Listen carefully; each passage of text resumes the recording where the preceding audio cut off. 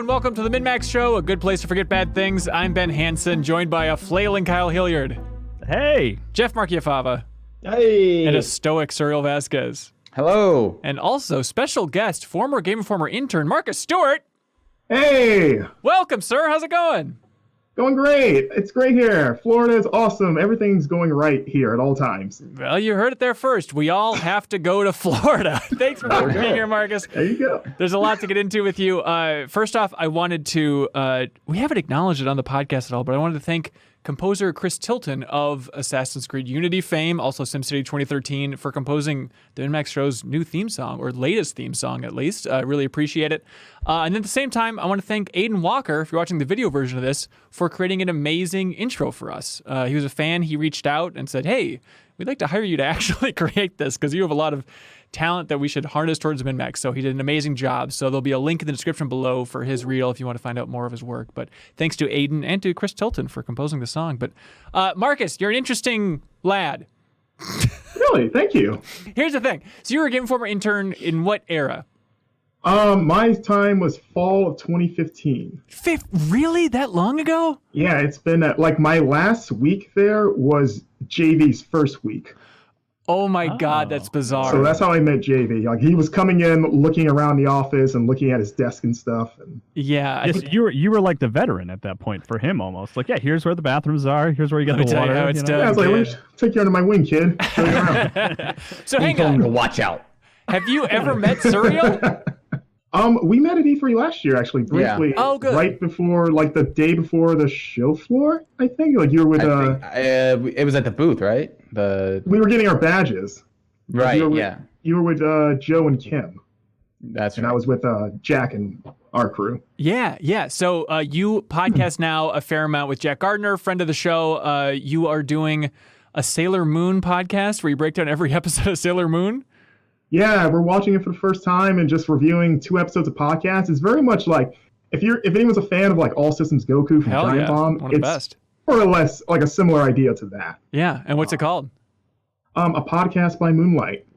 Awesome. So here's what I see from you, Marcus. I see you tweeting a lot about streaming, your YouTube channel, and I'm not pointing any fingers. I know it seems like a weird compliment or backhanded compliment in some way, but I clicked through and I was like, let's see what this is actually like. And I was very impressed. I was like, look at this. Marcus is really going for it on his YouTube channel. Like Marcus Makes Media. The thumbnails look good. I clicked through a couple of videos and I was like, hey, he's very good at monologuing while playing games, which I don't know if I could do. That seems so hard. So it's very hard. Yes, congratulations. What's the process like of trying to build up a YouTube or overall internet presence for you? It's been something I've been wanting to try for pretty much years now, but was always like, I don't have the technical know-how. I don't know how to do it. I have to buy a bunch of stuff. How do you? Because I'm not a tech guy. Yeah. Contrary to popular belief. And like anything that I've tried, you kind of have to get to the point of like, oh, just do it. And if it's not great, it's okay because you kind of have to start it to get great in the first place.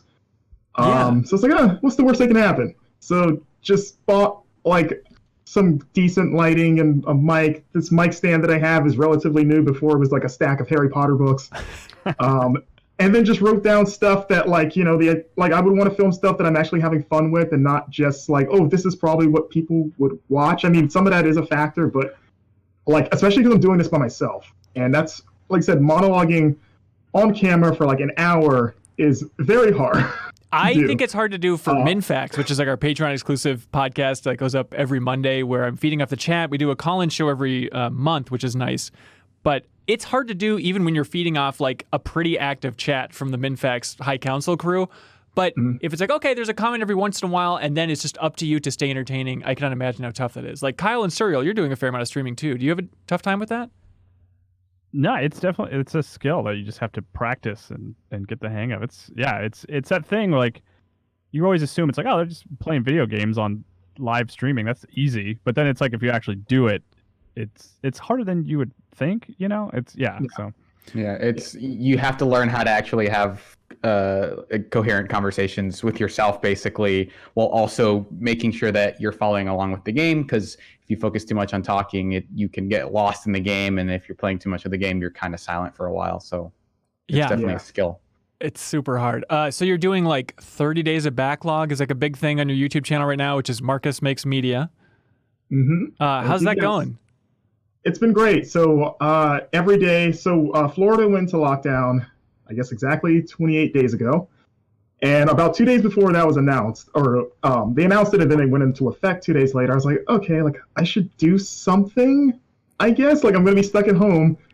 And I was like, I need something to keep myself busy. So like it literally just popped in my head like 2 days before. And I was like, it was like exciting and terrifying, like what we just talked about. Like, oh my God, every single day playing a different game for like roughly an hour and talking to myself and getting that edited and up every day for a month. And I was like, oh man, if I could do that. And then, again, like talking yourself into like, no, that's a really good idea. Let's just do it and see what happens. So I've loved it.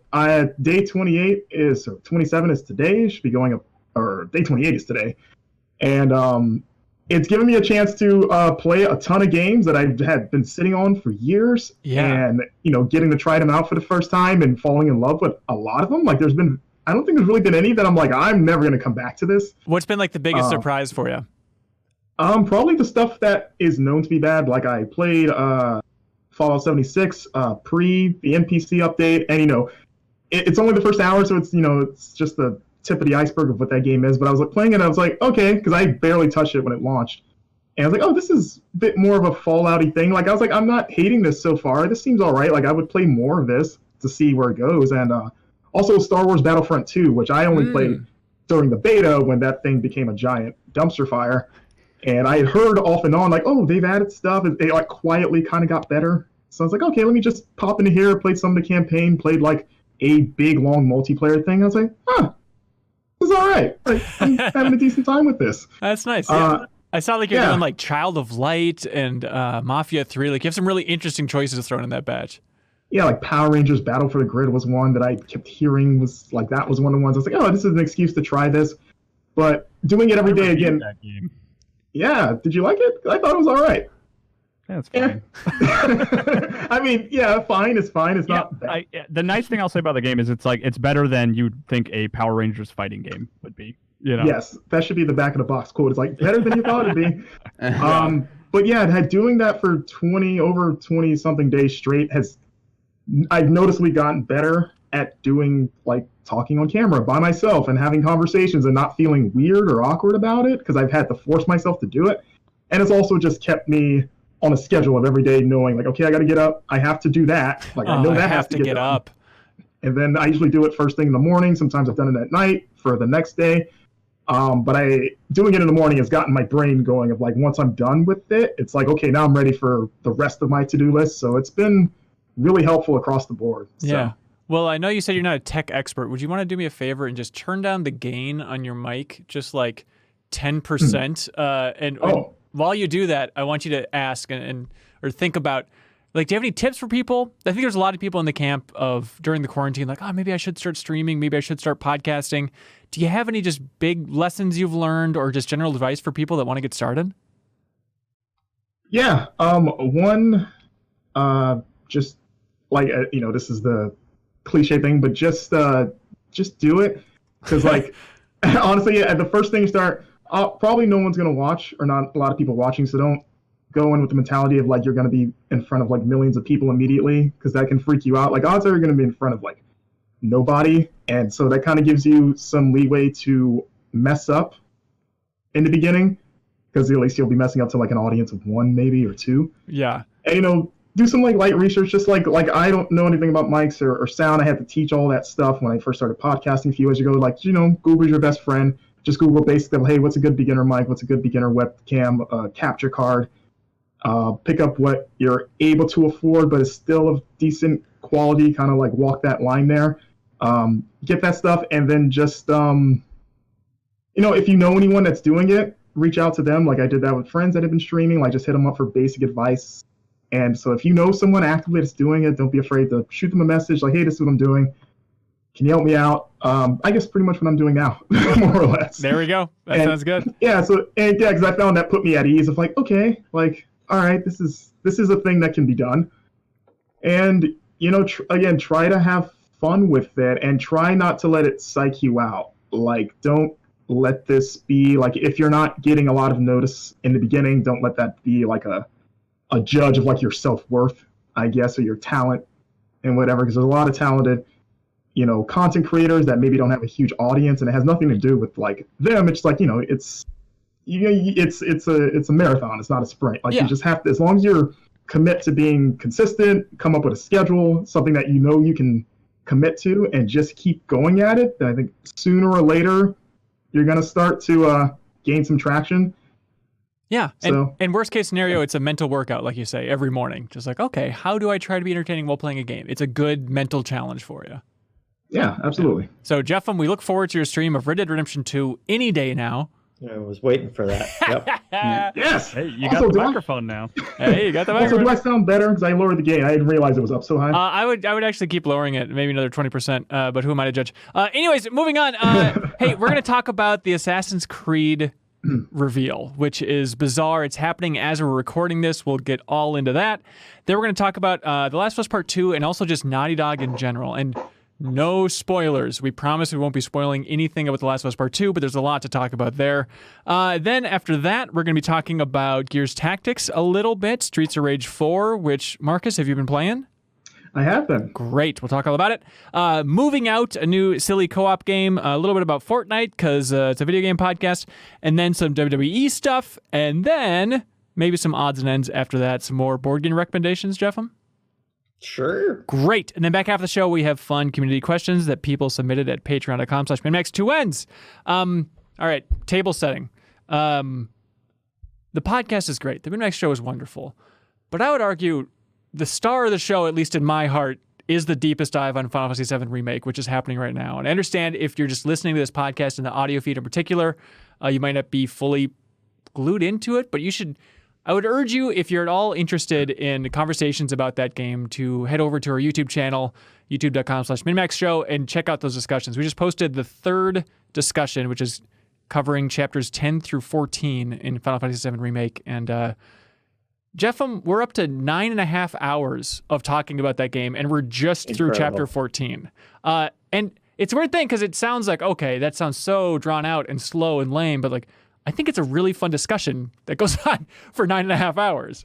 Yeah, you always apologize to me at the end of it because everyone else on it has played through the original and everything, so you guys nerd out about all that stuff. But I have enjoyed every minute of it. It's all been super interesting to me. So good. And the grand finale is going to be next week, where we're talking about everything else in that game, the end game content, the ending, everything like that, which I know people have been dying for us to get to, but we're savoring it, we're enjoying it, we're making the most out of it. And I do feel like at this point it is absolutely the best, most thorough discussion about that game on the internet. I'm really proud of it, so please check that out. Also, coming up this Friday is the first special edition of Photo Mode Snap, which is our community screenshot review show. And the community voted, and they chose as the game for us to review screenshots from to be Breath of the Wild, which I don't think I expected out of that batch for this game to win. So, Jeffem, at some point later today, I'm going to need you to go through a bunch of Breath of the Wild screenshots and get that ready for Professor Kyle and I to review. Great. And then also, just a reminder that it is the end of the month. So if you want your picture, any picture you want on the TV behind us in the set here, let us know what you'd like and support us at the $100 tier, the Wall of Heroes tier on Patreon. And also, if you'd like a custom thank you video, that's at the $50 tier, and we'll do whatever you want. Just let us know. Okay. Let's start the actual show here. Assassin's Creed. Kyle, do you want to walk us through what the hell's going on there? Yeah, so as we're recording this, digital artist Boss Logic working on a piece live. They're streaming their artwork live to reveal the next setting for Assassin's Creed. And at the time of this recording, there's like a castle with some dudes fighting. And there's a ship that looks remarkably similar to a Viking ship. And there's a silhouette of a character that might turn into a Viking at some point standing in the middle. Yeah, and the thing is like where we're at right now. It's a very strange and fascinating reveal with that idea of Kotaku a while ago, Jason Schreier is like, by the way, 2020 game, it's going to be Vikings. Bada bing, bada boom, Schreier it up. Schreier out, I'll see you at Bloomberg. But it's such his classic call tag.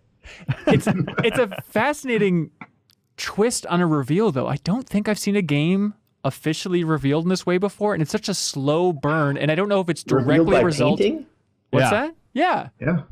I think Bob Ross would have done it. Yes, exactly. Big gamer, Bob Ross. But it's that weird thing too of like, you bring in gamers and Assassin's Creed fans with hype, and they will just stare at this live stream then where they're giving away Twitch drops and stuff like that.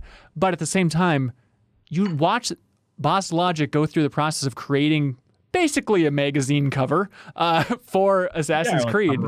Yeah, and you like learn to appreciate his skill a little bit. Like, oh, Photoshop, huh? He's really doing some wild things to put that castle in the background together. It's fun to watch. Yeah, I do like it. It's funny because like as someone who like covers video games, I'm kind of like snapping my fingers. Like, can you just like tell me what this thing is? Yeah. But I like it conceptually, and I think it is cool, and I think it is more interesting than just like a trailer drop.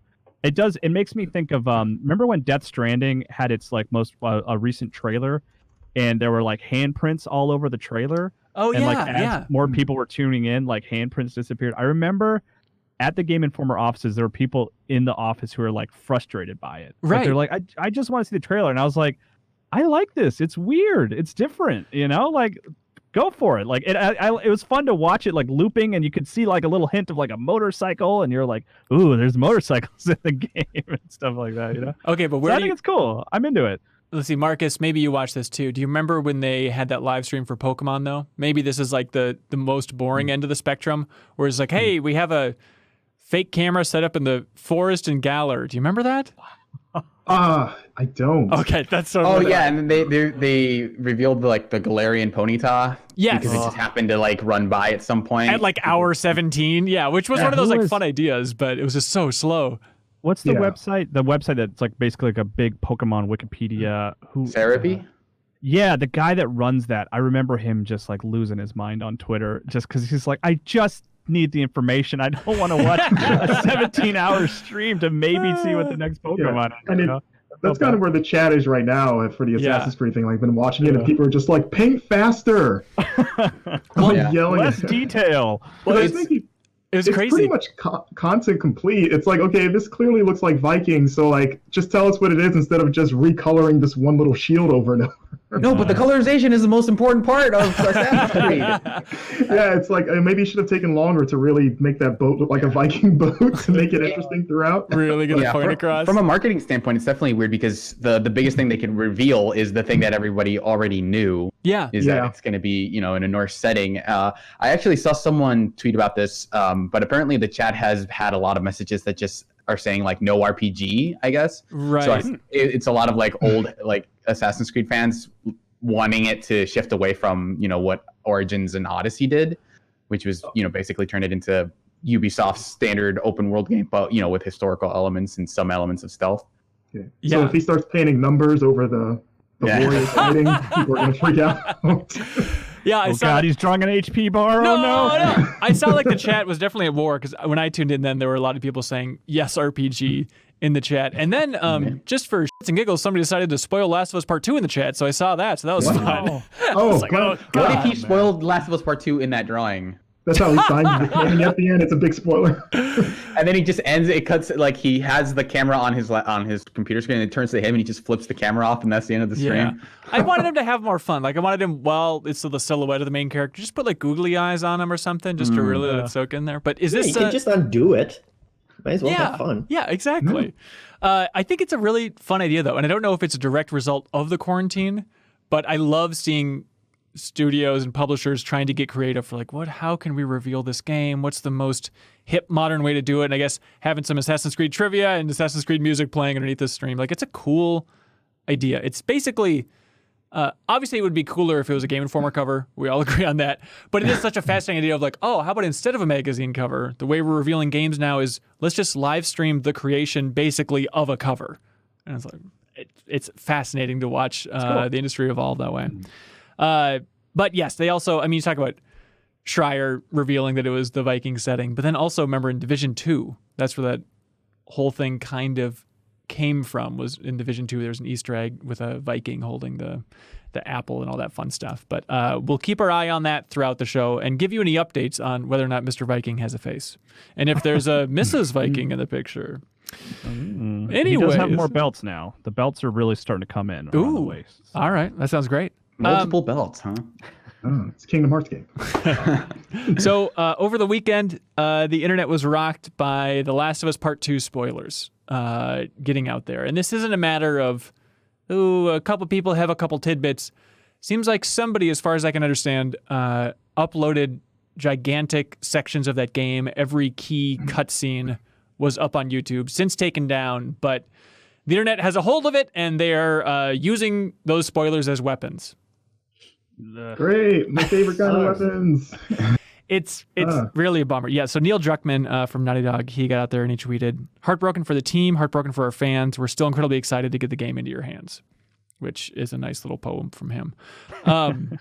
It is just so sad to think about that team working so hard, crunching their asses off. And, you know, they're pretty extreme over at Naughty Dog. We just talked about it not too long ago on the MinnMax show about, you know, they can be less than stellar at times with how intense they are, but they're a passionate studio. And just to see some asshat just upload the end of that game. And it seems like, I mean, Schreier was at least hinting at this in tweets, and it seems like some people are saying that it is just a disgruntled employee. That all seems a little bit... I interpreted Schreier's tweets like the opposite. Really? Like he was saying that it wasn't that, like, because that would just hurt everybody, you know? Like, I don't know. I don't think that's the case. It felt more like he was chastising the person who did it for leaking it because of that reason. But I don't know. I haven't seen whether or not it's confirmed that the reason that person leaked it was because he was disgruntled at like work conditions. I mean, it will never be confirmed. Like, we'll never know for sure. So. But is it confirmed? Actually, I would like to confirm that it was me. I'm a hacker, so. What's that, Marcus? I was gonna say, like, has it been confirmed to be an actual employee there at least? No, and that's the frustrating thing is trying to find news stories about this while also not trying to hit spoilers. Avoiding the spoilers. Yeah, I've been practicing good social distancing with all that stuff. Very smart. I clicked on the Polygon article, and Polygon just like posted the spoilers in there. It's like, okay, also Last of Us Part 2 spoiled. Here's some details. I was like, what? And maybe they were dodging some of the bigger stuff, but I just saw that, like, oh, they're actually just saying some of this info. And I was so pissed. Like, why are you weaponizing more mean people on the internet and giving them ammo to then throw at other people in the Twitch chat for the Assassin's Creed review? It's just insane. Like, I've dodged it, like, successfully, fingers crossed. Hopefully I'll continue to dodge it. Do you feel like you've been spoiled at this point? Like, with those two examples, the Assassin's Creed chat and the Polygon article? Well, the Polygon, I just started seeing some names and saw specifics, and I was like, but then in the Assassin's Creed chat, somebody said a sentence, and I was like, oh, God damn it. Oh, my God. I'm sorry, man. That sucks. You know what? I really feel bad. It's a weird thing where I'm on high alert for Final Fantasy VII remake spoilers. Like, I consider everything a spoiler. I consider opinions about the end of the game in the broadest sense to be a spoiler. So I'm losing my mind on that front. But I think it's because also Last of Us Part 1, I recorded our spoiler discussion at Game Informer before I had started the game. And so I had it all spoiled for me that way. So because Part 1 was spoiled for me, I kind of feel like, I am not incredibly heartbroken if Part 2 is spoiled. It would have been nice to go in fresh, but I don't see it as that extreme example like a Final Fantasy VII remake or something like that. Even though I know it's weird for a remake to be worried about spoilers, but you know how it goes. But yeah, I feel a little bit soiled, and you know, it's that thing of like, well, the context around this is going to be interesting, more interesting than any sentence could be. You know what I mean? Yeah. But definitely people are losing their minds about it. Marcus, are you a Naughty Dog fan? I'm a big Naughty Dog fan. It's one of my favorite studios. I played pretty much all of their stuff except, like, probably my biggest gap with them is most of the Jak and Daxter games. Like, I've only played the first one. But other than that, I grew up a huge Crash Bandicoot, like, fanboy as a kid. And then, you know, love the Uncharted series, love The Last of Us. I thumbs up to Naughty Dog. When I see their name, I'm like, yeah. Of course, yeah. I had a similar experience with you where I love Crash Bandicoot so much. It's so important to me. And then somehow I just dodged Jak and Daxter. I played Jak and Daxter 1 pretty late, I think, in like the PS2 life cycle. And that's about it. I don't know what the hell I was doing. Maybe it was like that era where I was thinking I was too cool to play a platform or something. And I was more focused on just Okagi Shadow King or some garbage from the early PS2 era. But way cooler. I can see that. 'Cause we're about the same age, and I had a somewhat similar mindset. Also, Ratchet and Clank came out around the same time, and I went the Ratchet and Clank direction. Ooh, okay. Where I played all of those games, and that's one of my favorite series. And for some reason, it was like, well, I can't play the other one.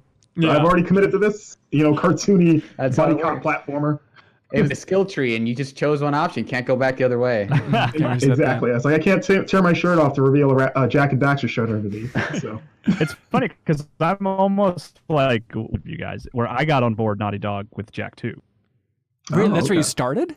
That's where I started. Yeah, I played Crash 2 at a cousin's house extensively. You know, like had that experience. But as far as like sitting down with a game and absolutely falling in love with it, like head over heels, probably still on my personal top 10 list, Jak 2 was like my starting line. What do you think it is about Jak 2 that wound you? I really genuinely like the story, and also like I love platformers, you know, big 3D Mario guy, and the pitch for Jak 2 was GTA crossed with a platformer. And like 2 missions into that, you're like, that's exactly what this is. This is a cool sci-fi city that I can steal cars and drive around in. And then the missions that I'm doing are platforming missions, and the platforming feels fantastic. So it just really worked for me. I've played that game multiple times. Do you think it would hold up okay? The city design is the thing that does not hold up today. It's like really confusing and not very interesting. Missions are still top notch and still hold up really well. Hey Kyle, could you close any programs because your audio is not exactly top notch. It loves getting distorted. Yeah. Okay. I put together, because I didn't finish Jak and Daxter 1, I didn't include it in this list, but I put together a list of my ranking of Naughty Dog games. I don't know if you all want to critique this and then volunteer your own, but personally, my favorite Naughty Dog games are as following. Number 1, Crash Bandicoot 2. Number 2, Uncharted 4. Crash 1, The Last of Us. Crash 3, Warped. Uncharted 2, Uncharted Lost Legacy. Uncharted 3, Crash Team Racing, Jak X Combat Racing, and then probably Rings of Power, Way of the Warrior, all that stuff down there. Yeah, no, that sounds perfect. What about Math Jam? yeah, are you going by like stuff that you think holds up still today? Like you would play Jak or Crash 2 today? I'm and going it'd off still of be the fun? amount of love in my heart for these games. Okay. Yes. I guess is that nebulous criteria. But where are y'all at for ranking your favorite Naughty Dog games here? Do you want us to go down like we go around the horn? Go for it. Okay. Kyle? Okay. Well, I had 3, but I've now added a few since you went all the way. And this will just kind of be the games that I know really well. You know? Like, I don't know Crash very well. I've played a decent amount of Crash. I don't know if I've ever beaten a Crash game. So, no Crash on my list. But like I said, I still would put Jak 2 at the top for me. Just nostalgia, you know, including in all that. I just love that game. Then I would put The Last of Us second. And then I would go Uncharted 4, Jak and Daxter 1, Uncharted 2, Jak 3 is I think where I would go. And then everything else kind of floating around. Uncharted 3 and the Crash Bandicoots and Jak X Combat Racing and stuff are all kind of just swirling around at that point. Just a big, wonderful kiddie pool at that point. Yeah. That's right. Yeah. I love Uncharted 4. I know it was a PlayStation Plus game. Well, it is right now still, right? In April? It is. If you get it quick. Yeah. And you can also pick up the Nathan Drake collection for free. That's right. I mean, I know it's sold like gangbusters. Do any of you feel like Uncharted 4 is still underappreciated a little bit? I think that game is just amazing. Yeah. I feel like there has been something of a turn in the last few years on it. People are like, In a negative sense. It was pretty popular, like during its year. I remember we talked about it for like Game of the Year stuff back then, and I think a few outlets did as well. But that game's staying power hasn't really matched what I kind of expected out of it. Yeah. After I finished it.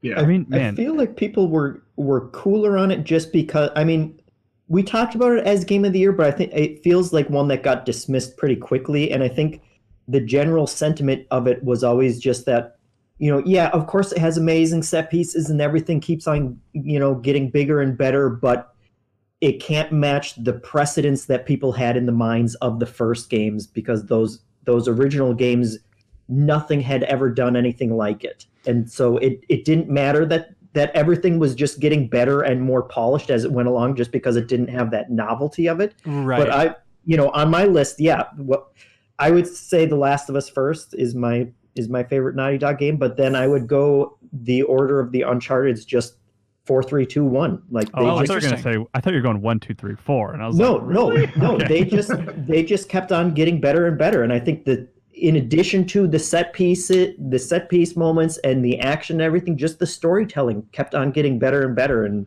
I feel like a lot of people. So even 2 to 3, right? Yeah, that's the 3 twist. Has a couple of points where I don't like. But 2 I still think really holds up well. Yeah, I guess I can see Like maybe swap some of those the 2 and 3 stuff, but yeah. I think 3 is probably their most like also ran title, where I think 2 is like a drastic increase from like improvement from 1, and 3 just felt like we're taking the same template and then kind of telling another story with it. So it's probably like the least let's say like revolutionary title in that series. Yeah. None of the big moments in that game just really stand out to me. I remember a house collapsing being kind of cool and like falling out of the airplane, but like nothing that touches any of the stuff in Uncharted 2 with like the train crashes and I stuff think like the I that. like the villain in 3 better. Yeah, than I was gonna 1 and say 2. 3 might have the best villain of the series, honestly. Oh yeah, and the woman, right? Yeah. Yeah. Yeah. And I like that part in the desert.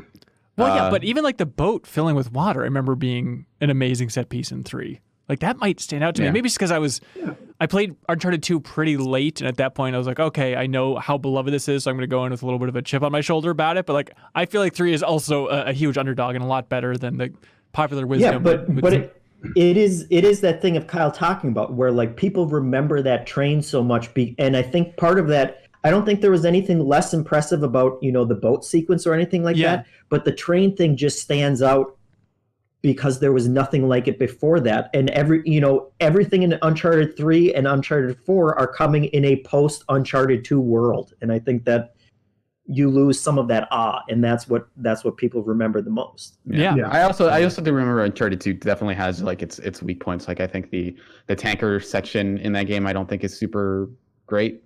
And some of the I think all of those games end up being a little longer than they should be. Yeah. And I think Uncharted 2 suffers a little bit more than the other ones for that. But yeah, I think 2 was like the one where it kind of all came together for that series. I don't think 1 is. I don't know that anyone's favorite Uncharted game is 1, but especially since it was like a launch era. I think it was the year after, but it was early. Yeah. Yeah. It was like 2007, I think, right? Yeah. And it felt like, okay, I guess they're going to make a franchise out of this. We'll see where it goes, but it didn't feel like that. This is going to be Naughty Dog's like bread and butter for the next several years. It definitely felt like a weird one-off. Yeah, and just to satisfy any fans out there, I love Lost Legacy. Like, I feel like that game is also a little bit lost in the mist. I remember when it came out, this is so stupid how listening to a podcast can really color your opinion, but I guess you're listening to this, so thank you. But I remember listening to like Bombcast and Brad Shoemaker be like, oh, Lost Legacy is so much better than Uncharted 4. And I was like, what? Like, I really like Lost Legacy, and I think like that slow evolution into more of an open design and driving that Jeep around, it's like, well, I was a little bit mixed on that. There were cool elements about being to explore and kind of connect these things in your own way.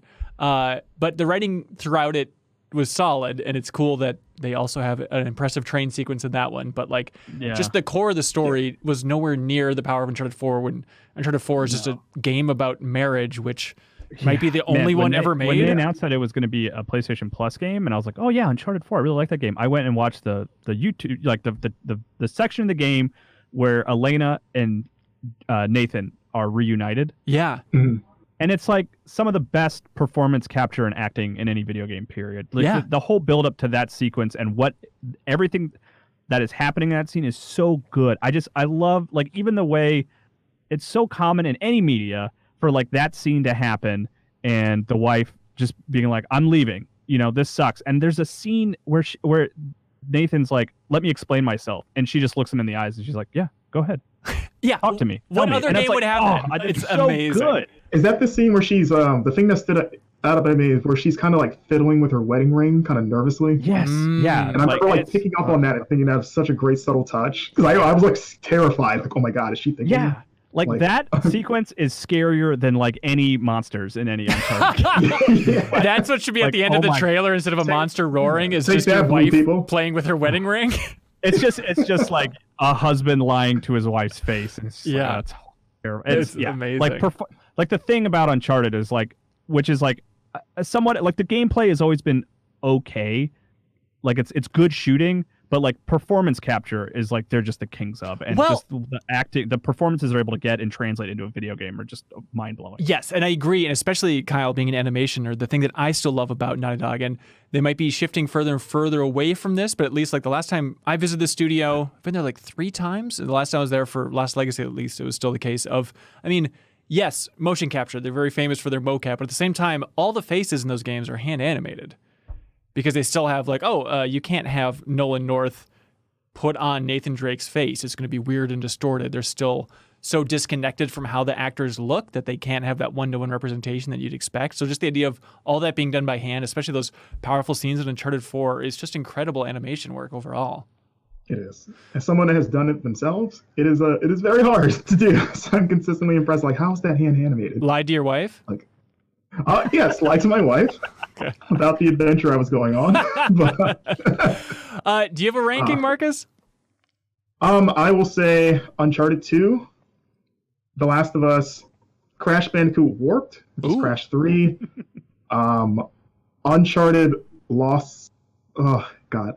I said Uncharted 4, Uncharted Lost Legacy, Crash 2, and then so I'm not going to put any Jack and Daxter games. I guess Uncharted 3, and then I can't say which one's worse, but or better, but Uncharted 1 and Crash 1 kind of occupy a similar space of they're okay games, but they're the hardest to go back to of their respective series. Yes. Yeah. I am fascinated by Crash 3 being that high up the list. I love Crash 3, but it's such a weird, wonky, experimental short thing. Really? I don't know. I remember when it came out, I loved it more than 2. I think 2 is fantastic, but I think the time travel element as a kid I thought was super cool. You're going to all these different eras. This is awesome. And it was pretty much just more Crash 2 with some weird stuff tossed in. I've always just had a greater affinity for Warped because of that. I love it too. I love it so much. And I always just think of okay, there's the flying mission, there's the riding on the Great Wall of China with the tiger. Every level just feels like they were pushing their engine in a different direction. It almost feels like a mini game collection in a way, more than a traditional platformer. It's a weird structure for that thing. But do you have a favorite level in Crash 3 just to really put you on the spot? Jeez, it's been so long since I played that game. They made the Great Wall level is good. I've always been a fan of the riding an animal thing. Yeah. So that, and also always being kind of a history nerd as a kid. I was like, oh, the Great Wall, I know what that is. You're on a tiger. That's great. A cute T-Rex. I remember you. Yeah. History rules. Man, I saw you in Jurassic Park. Where you been? Honestly, probably all of the animal riding stuff, just for lack of being able to pull out a distinct level, because it's been decades since I've played Crash 3, at least in its entirety. Yeah. I don't even know if the remaster I finished playing through Crash 3. I should go back and do that. That could be a quarantine game, is to go back to that remaster of Crash 3, because I think it's so weird. But here's something for you, Jeff. Ricky Winterborn writes in and says, Kyle said on the gaming ride home he'd choose Ghost of Tsushima over Last of Us Part 2, and it kind of made me realize I kind of would make the same choice. I've played all the Naughty Dog games and really enjoyed them, but I feel like I know what to expect from Last of Us Part 2. I'm happy to be proven wrong, but have they gotten too good at their own formula? I think they need to shake it up and make a new game with a completely different approach. Kyle doesn't want to hear this question. He's walking away. He's out of here. Yeah. I would choose Ghost of Tsushima as well. But for me, part of that is still just kind of the narrative completedness of the original Last of Us. Yeah. Yeah. Where I still feel like I don't need a sequel to that game, and I certainly do hope that they knock my socks off with it. But I probably the biggest thing that I would want from Naughty Dog 2 is for them to just do something completely different at this point, and experiment with some more systems heavy gameplay ideas as opposed to just that kind of linear narrative driven kind of gameplay that they're already just so good at. And that kind of does tie into the rest of this conversation of I think we all have that kind of getting off place with Naughty Dog where it's this is peak of what I want from this kind of game, and this is the one that's going to be stuck in my mind as the best. And from there you just, it doesn't have the novelty. Even if the formula keeps getting better, it's just so well established in our minds that it doesn't hit you as hard. I definitely think that they're one of those developers who are basically iterating on the thing that everyone kind of knows them for, which is these very tightly scripted, very linear, kind of shooter platformer. You do a lot of climbing, not so much platforming, but these very like, we're going to show you something cool, and we're kind of aiming to make this like an interactive movie in a lot of ways.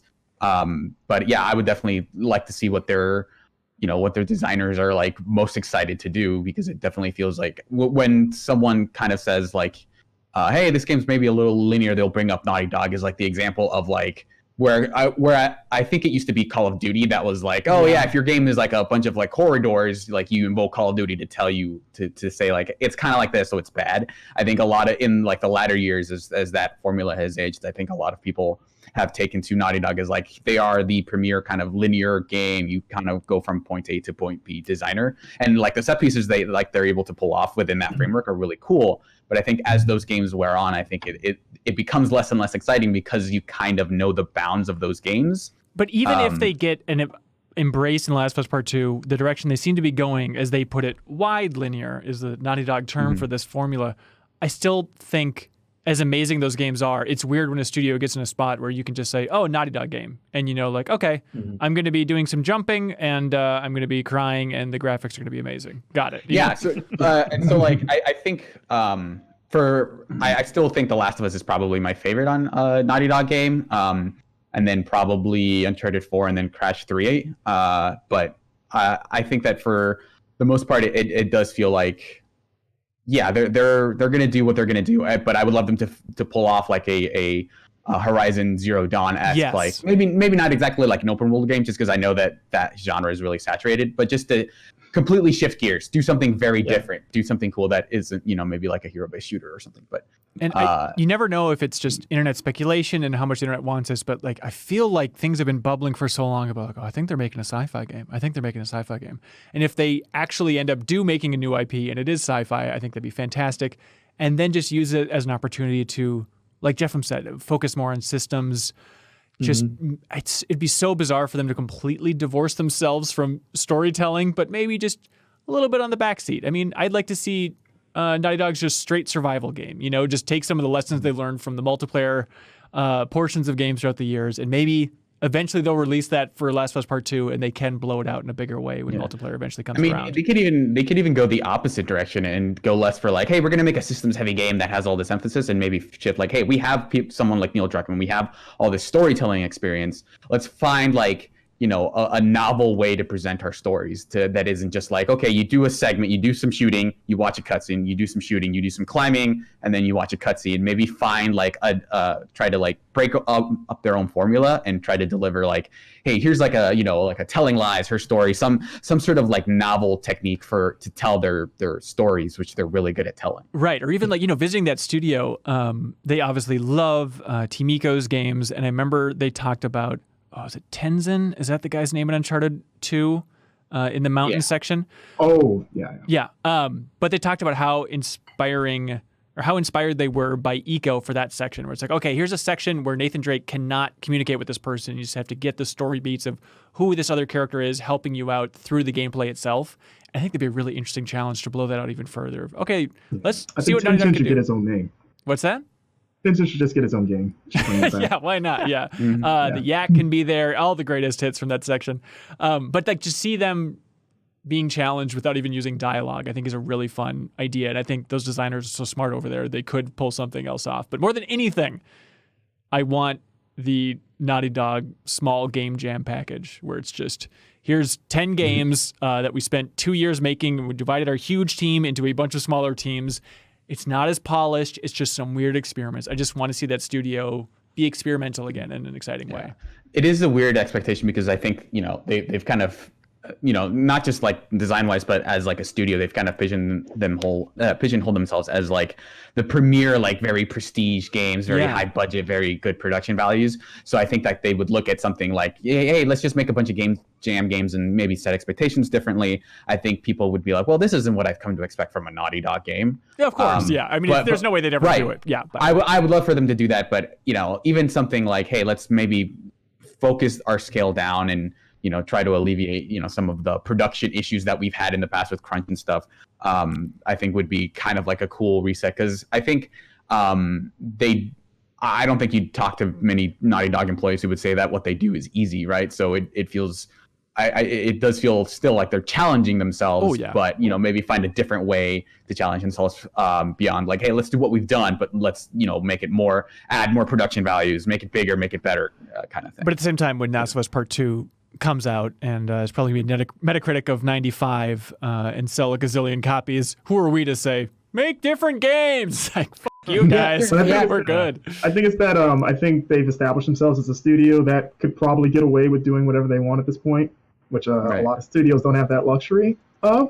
And they're they built up so much goodwill where you see like that paw logo and you're like, I don't care what, you could put it on a black box, I'm probably gonna play it. I don't even know what it is. Yeah. Right. So it's kind of like you guys totally could do something and get away with it. So like do something crazy, I don't know. And I Just mean, whatever. and even now they're in a pretty interesting position because it feels like Uncharted 4 felt like a send off for that series, and then Last of Us Part 2, depending on what ends up happening, like could be like hey, we are trying to add the other side to this story and maybe make this like 2 bits that are like that tell one coherent story that we don't necessarily need to keep building on. So maybe like after this, they can split off and do something else, because I think Sony's like as a publisher, I think is amenable to that. You see something like Ghost of Tsushima, you see Horizon Zero Dawn. Sony definitely feels like a company that is willing to let studios say like, hey, we're going to pivot to something else. Yeah, I mean, Sony Santa Monica tried it with their sci-fi game, which then did not exactly get off the ground, which is a real bummer. But Jeremy Clark wrote in just to open up some questions earlier, and he's a huge Jak and Daxter fan. And he says, why do you think the industry has moved away from modern AAA platformers? What if devs like Naughty Dog started making them again? I mean, they tried rebooting Jak and Daxter. That's how the Last of Us team started, was rebooting Jak and Daxter. And the art was terrifying, and they realized that it just wasn't, like talking to Neil and Bruce there for the Game Informer cover story for Last of Us, that was a takeaway. Is like, yeah, we started on that path and realized like we're not that passionate about it. We're excited about zombie stories. We're excited about telling some things with some more weight to it than a good-looking platformer. But it'd be a fascinating alternate universe if that team continued and actually finished off that Jak and Daxter reboot for late PS3. But why is it not as popular, do you think? I mean, they just don't sell as well as the easy answer. Yeah. Yeah. How did something like Yooka-Laylee sell? Like, I don't. They made a 2D. Yeah, they did a good sequel. Yeah. I mean, there's So something. I don't know. Yeah. I I think kind of coming back, Hat in Time Or and like stuff, and Mario Super Odyssey. Like, it's Lucky's kind of coming back a Tale. Yeah. little bit. I also think that it's this weird genre because I think it was popular in the days where games were kind of sold more to kids than adults, where let's do a bunch of mascots platformers, this is very colorful, very bright. And I don't think that the idea of like, let's take a lot of very abstract platforms that don't really have any like that in the real world don't really exist, right? That doesn't really mesh well with what people want out of like high budget games these days, where it's like very realistic, very gritty. So it's hard. Like if Nathan Drake ever got a double jump and was jumping between like different colored platforms, that wouldn't really work. So it's not something that a lot of studios can pull off. And I think really the only company that does it is the one that's associated with more childlike games like Mario, right? Yeah. So I think it's just a matter of like, that's not what people are looking for at this point when it comes to like big budget production video games. And like the examples that Kyle mentioned are smaller studios trying to bring back what they played as kids. Yeah. So as a response, perhaps, to the Last of Us Part 2 leaks, PlayStation got out there and said, hey, official release date. We got it now for Last of Us Part 2. It's actually coming out June 19th. And then also Ghost of Tsushima is going to come out July 17th. Jake Zielsdorf wrote in. He says, hey, with the news of the new Last of Us Part 2 and Ghost of Tsushima release dates, do you think the games are too close together on the calendar, considering Naughty Dog has said Last of Us Part 2 is the biggest game they've ever made? Are you worried you won't be able to finish Last of Us Part 2 before Ghost of Tsushima comes out? They're a month, right? Yeah. Yeah, roughly. Yeah, that feels good. I feel like less than 2 weeks is a problem, but like 2 to 3 week gap, I think, is when you start getting a decent territory of separation. Yeah. It's going to feel pretty close, but at the same time, maybe they didn't have a choice because they want to leave themselves a runway for promoting PS5 stuff. And it's like, if we give them more space, then Ghost of Tsushima is going to conflict with that. Yeah, and I would feel more worried about it if it was Ghost of Tsushima first, then Uncharted, because I just expect Ghost of Tsushima to be a much larger game, Yeah. If Where- even if Last of Us 2 is the biggest game that they've made, what are you looking at? 20 hours? Maybe 25? More than that? Yeah, who knows? Yeah, probably. Yeah. But I don't expect it to be the kind of world where I get lost in doing kind of side content and those kind of things that, like a Red Dead that takes me 3 years to do. Correct. Anyways, I actually had the opposite reaction. I felt like Ghost of Tsushima would be better coming first, just because it's like a new IP. So it's like it's coming out in a time where like game releases aren't really coming, or we don't know what's going on because of what's going on in the world. So like to be like, hey, we got our cool samurai game here that you might not know anything about. They're like, oh, I'll play this if for no other reason than it looks cool and I've got nothing else to play. And then I'm going to buy The Last of Us no matter what. Like if you're going to buy that game. Whereas if like Last of Us comes out, you're like, oh, I'm playing all this, and it's like, hey, look at our samurai game you never heard of, maybe. It's like, I'm still playing this Last of Us thing. So I was almost like, I kind of wish they just stuck to what Tsushima was set to, and maybe set Last of Us later. That'd be interesting to the flip, yeah. I'd be curious to see what those conversations were like via email. Of like, look, we have to figure out the schedule, and I would love to see what the sort of like email chain for that was like. Well, all right, Insomniac, you're gonna have to, or not Insomniac, Sucker Punch, you're gonna have to hold off for a little bit, and then, well, what if we did this, or whatever negotiations happen. Yeah, Herman. I think the main thing was when is the PS5 coming out, and then we'll go from there. Yeah, I mean, they still say it's coming out holiday. Yeah. But Herman Hulse, if you're listening, please send us those emails. Okay. Gears Tactics, Serial Vasquez. Yeah. You've played a little bit of it. About 3. I think I've had like 3 missions.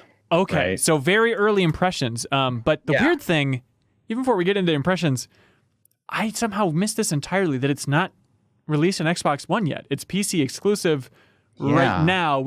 It's coming to Xbox One in the future. But they don't have a release date for it yet, which is mind-boggling to me. But how is it, Serial? I'm liking it so far. It feels like what I wanted out of like a different take on the XCOM series. So this feels like if Dark Souls is XCOM, then this feels like Star Wars Jedi, where they're kind of making a lot of the harsher aspects of that game a little bit more palatable. So it's closer to Rabbids on the Rabbids to XCOM scale. Kind of. It's one step towards Rabbids, let's say. Okay. It's weird how much just an extra action per turn kind of really gets me into that game. Interesting. So you basically have 3 action points per character, and you have like a set number of different abilities, which all map to like. Hey, if you want to throw the frag grenade, that's 1 point. If you want to reload, that's another point. And you have like a set number of ammo. You can also do things like you can switch. You have different weapons you can switch between. And like the pistol has a disabling shot, which can stop people which can interrupt an Overwatch if you're able to shoot them outside of that range. But even like, I think it alleviates one of my biggest issues with like stuff like XCOM, where you're kind of relying on a lot of dice rolls to go your way to do really well. So if just an additional dice roll, like, okay, I have a 70% chance to hit this guy, but I have 2 shots. So if either one of those goes through, I'm good. Versus like, well, I missed the shot, so I'm going to have to wait another turn to beat this guy. Or I can invest 3 of my soldiers into this one guy and hope that one of them kills them. And I think that to me is like alleviates so much of my frustration with some of the XCOM stuff. Yeah. It was funny to see the way they're marketing this. Like I saw on Steam, they had a big splash page and a big quote from a review that just said, quote, "a shockingly good strategy game." It's like they know the expectations. They know that it's like, Gears, I don't know. But I like even like Matt Miller at Game Informer, he gave it an 8.5. He seemed to really enjoy it. And it's like the consensus is like, no, actually, strategically, it's super good. Like it's super solid as a tactics game here. Yeah, even with it, I think the first couple missions have you with 2 people. And even then, it took me a while to get through those missions, just because you have so many options at your disposal for what kinds of things you can do. And I think my biggest surprise is both how much it feels like a Gears game. You know, like one of the mechanics is, hey, there's an emergence hole. If you don't close it, there's going to continue to be reinforcements. So you need to use one of your action points to throw a grenade in an emergence hole and basically plug it. And there are things like, hey, you get into cover, obviously. There are things like, different sight lines and getting behind someone, if you can get around them, and like the different weapons, like shotguns have, much shorter ranges, things like that. So it definitely feels like a Gears game. And even like between missions, I expected like storyboarded, like what XCOM Chimera Squad did, where it's like, here's a picture that someone drew and like dialogue at the bottom. But these are like fully voiced, fully animated cutscenes between missions that feel like, if this was a cutscene in Gears 5, I wouldn't be able to tell the difference, right? Like, besides the fact that they're different characters. Right. Yeah, it's really impressive to see Microsoft put this much money not only behind a PC-first game, but then also a tactics game. And, I thought Halo Wars 2 releasing. Halo Wars 1 releasing was a miracle. Halo Wars 2 releasing was amazing. And then that they're doing it again with Gears, it's like, hey, good for them. They're really backing some interesting choices here. What do you I mean, I'm not like a big Gears lore guy or anything, but like, is Marcus Phoenix in the game? Is it like no? Okay, so it's like separate from the Gears 1 through 5. It's a kind of a similar setup where it's this guy with like a past he doesn't want to talk about, and he gets conscripted to do a bunch of missions.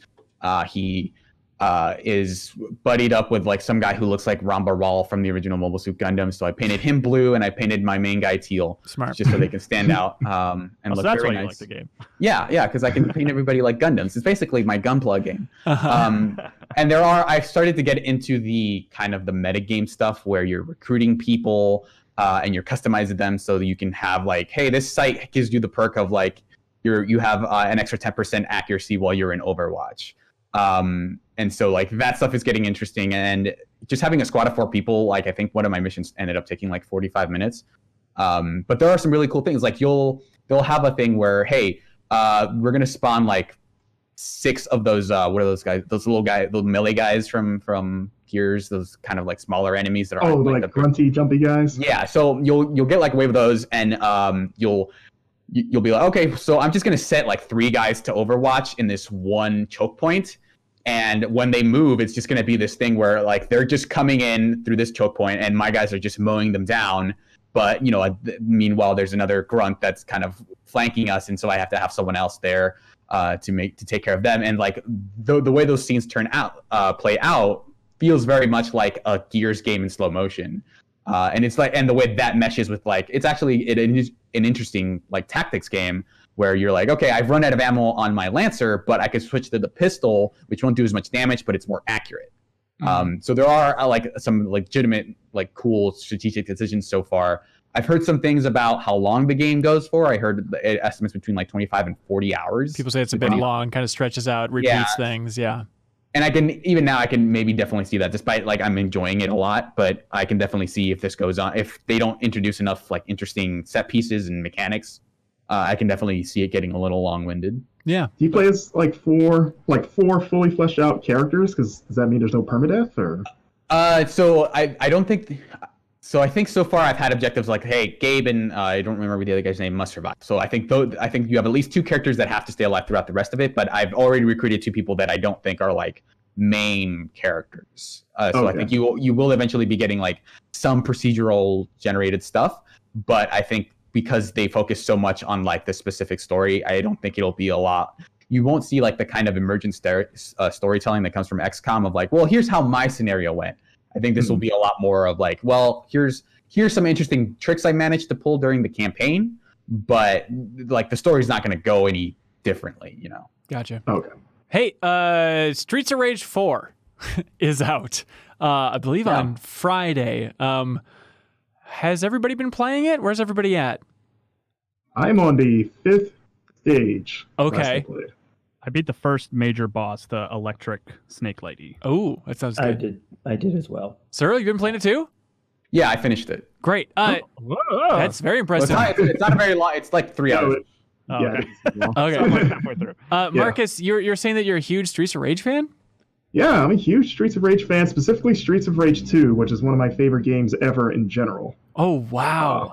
Yeah. Okay, just to go back in time a little bit, what is it about Streets of Rage 2 that hooked you? A lot of it's just time and place. Like, I have a younger brother, and he's pretty close in age to me, and we had a Genesis when I was a kid, and that was kind of our go-to co-op game. Like, we played a ton of Streets of Rage 2, probably too much Streets of Rage 2. And so I just kind of have an attachment to that. Like whenever I think about the game, I just kind of go back to like, man, it's just the fun of having, couch co-op. And I mean, it helps that the game itself is great. Like I think it plays well. It has one of my favorite just game soundtracks in general. Like it's one of the soundtracks I'll just put on and listen to. And I think it's just, it's just a very well-designed beat 'em up. Yeah. So. And then Streets of Rage 4, new developer. This is a bizarre thing where it's technically the team behind Wonder Boy. If you remember that from a couple years ago. And so it's that .emu as the publisher, and then Lizard Cube, Guard Crush Games, which developed this. If you've never seen footage of Streets of Rage 4, you should look at a trailer for it, at least, if you're listening to the audio version of this. You should go check this thing out because it looks absurd. But Marcus, I'm curious, what do you think of Streets of Rage 4 so far? I love it so far. My biggest fear with this game was I thought I was afraid this was going to be a Sonic the Hedgehog 4 situation, where when Sonic 4 came out, I loved the old school Sonic games. Again, having a Genesis, I grew up with the Genesis Sonic games. And when Sonic 4 was announced, I was like, oh my God, they're finally going back to what made Sonic work after all the crappy 3D games. They're going to just do a 2D game, and it's going to be great, and it's just going to have nicer graphics. This is going to be the best thing ever. And then buying that game and playing it, and just everything just felt off about it. Like, no, the jumping doesn't feel right, because I've played, especially Sonic 2, just hundreds of times. Like, this just feels wrong. Like, not bad, necessarily, just wrong. So I was like, oh, is Streets of Rage 2 or 4, like, is this going to feel the same? Because I've played a lot of 2, and the moment I started, within the first 5 minutes, I was like, no, this just feels like Streets of Rage. Like, the fact that I didn't have to think about it was already, like, a good sign. But, like, this just feels a little bit better, like, a lot tighter, smoother. Obviously, it looks a lot better. So I immediately just, it created that feeling of kind of, like, comfort food. Yeah. Of like, oh, man, like, it feels like Saturday morning, got a bowl of cereal, sitting down with the Genesis, and I'm just going to go beat up some dudes in the street and listen to some really good music. Can you play online with your brother? Yeah, I don't think he has Steam. He's not he's not a huge gamer anymore. Okay. I kind of I absorbed that from his personality, and added it to my own. Perfect. But yeah, I was thinking about hitting him up about this. Like, hey, let me teach you how to install Steam real quick. Yeah. What does everybody else think? I think it looks amazing. Like, I don't think we can compliment the animation enough. Like, it's incredible. Like, I'm not a big fan of the genre in general. Sure. But like, it's just playing it for a few minutes, it's just like, oh, this looks so good. It's just incredible. I'm kind of with you, Cal, where I'm not like, I was super nostalgic for a lot of like the early beat 'em ups, like Teenage Mutant Ninja Turtles and The Simpsons and stuff. But I think a lot of that was because they were 4-player games and you could play them with 4 people. You just liked your friends more than you liked the games. Exactly. But like, I like a lot of the stuff around the, like, I think it looks great. I think the soundtrack is fantastic, which I'll talk about more in a second. But like, I am still kind of struggling with like the core gameplay, because it is like a beat 'em up, and I don't necessarily think that it's poorly made. I just think that there's the fact that it is a beat 'em up is maybe the biggest impediment that I have to playing it. Just because like there's just simple stuff like lining up your attacks with people on the same plane. Like there's a lot of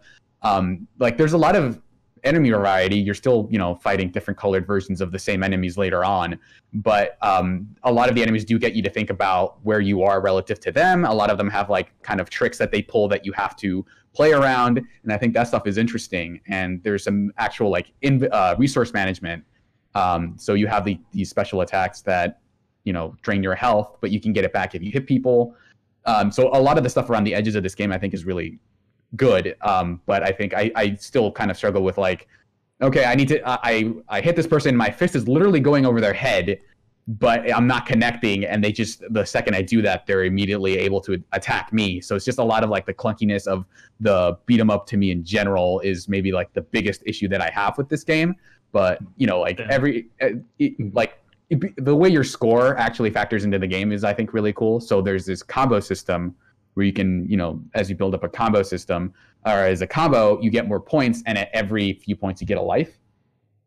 So building up an actual like good combo will benefit you, because a lot of those bosses are pretty tough. And like, yeah, I actually did a little bit of research on the soundtrack, which is maybe my favorite part of the game. And it's mostly composed by Olivier Derivière, who did like some AAA stuff. He's done some he did like Remember Me. He's doing Dying Light 2.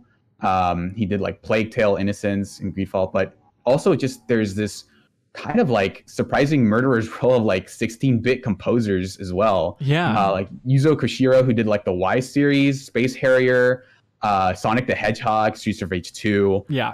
Motohiro Kawashima, who did Streets of Rage 2 and 3. The Yoko Shimomura, who did Street Fighter 2, Final Fight, Super Mario RPG. Like Keiji Yamagishi, who did Ninja Gaiden. Wait, so all these people worked on Streets of Rage 4? I think that contributed stuff. Like I was doing a little bit of research into it as well, and it seems like there was a lot of debate. I remember Giant Bomb in particular, like being obsessed with whether or not they're going to get that original composer back for Streets of Rage 4. And it seems like they got a new composer, and then at some point, the old composers saw a demo of the game and got to play it and was like, okay, this seems like it's good enough, and people are bugging me online all the time about it, so I'll contribute a track or two here, which is nice. Yeah, I think a lot of the contributions were like boss themes, and then I think Olivier did like a lot of the overall composition. But I think the soundtrack is really solid. It's one of those soundtracks where I'm very interested in seeing it pop up on like Spotify or like separately, so I can listen to it, outside of the game. Yeah, because I think that is my favorite part of the game so far, which feels like. It feels true because I think a lot of people have a lot of reverence for the Streets of Rage 2 soundtrack, if I remember correctly. Oh yeah, it's an amazing soundtrack. Yeah, I mean, Jeff, are you having a good time with it, or does it just feel like a good-looking brawler, but it's a brawler? Yeah, it looks great, and the controls are very tight. I wish I was younger and had a bunch of friends over on my couch to play with. It's one of those. Okay, gotcha. Like, now we're not allowed to do that. Yeah, it's a weird time for this, but there is online multiplayer in there, right? Yeah, which is super cool. Okay, that's great. I mean, Marcus, is it everything you were hoping for as a big fan of the series? Pretty much. I didn't honestly I kept forgetting this game was happening. It would go through periods of kind of silence for a while. Like, oh, yeah, that's right. They are making another one of these. And I was like I said, I was like, all right, you don't really have to do much. Just make sure this plays close to identical to the Genesis games, but a little bit better, but don't go too overboard with it. And I think the stuff that they've added in terms of like expanding the combo system, because it's almost akin to like a light fighting game, the way combos can string together.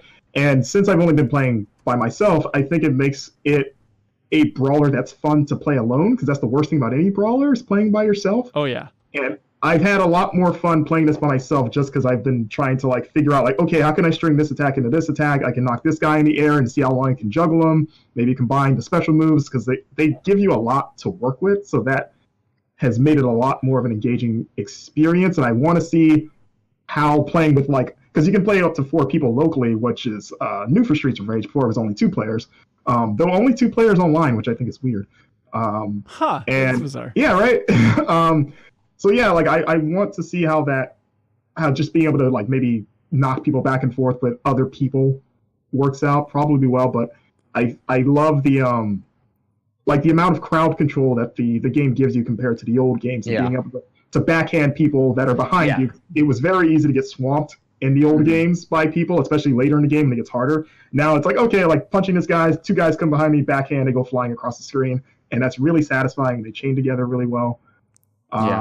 So right now, I didn't really need this to be this, the greatest game ever made necessarily. It's just give me a good, solid, if you release Streets of Rage today, this is pretty much what I would expect it to be. Yeah. So yeah, I'm just yeah, this is great. This just feels like just a fun thing to get through in an afternoon, and I'm, but I definitely understand the criticisms of you guys of the kind of hang-ups of beat-em-ups that have always been there. It's being missing people. It's more on the genre than the game. Right. So yeah. It also didn't help that I played as Cherry. That was the first character that I played as, and she has a dash. And I was like, oh, cool. They've actually updated this, and it's a lot faster. And then none of the other characters have a dash. None of them run. Yeah. So it definitely made all the other characters I played feel very slow by comparison. Yeah, and she's pretty much occupying the role that Skate had in Streets of Rage 2. He was the fast character. She even has the same grapple move where she swings on your shoulders and punches you. It's exactly what Skate did. So I was actually she's my favorite character right now because of that. Because she's good old-fashioned Skate. I did a satisfying thing where I picked up a crowbar and I threw it at an enemy and it bounced off of them, and I caught it in the air. Oh, that's so great. Yeah, and I got it. There's a Steam trophy that was the birth of cool or something like that. Yeah. And I was wondering, as a fan, is that a mechanic that was in past games? Is that a signature thing in other Streets of Rage games? I can't speak as much because I played 1 and 3 like years after. I never owned them as a kid, so I played them years later. And I'm not even a huge fan of 3 personally.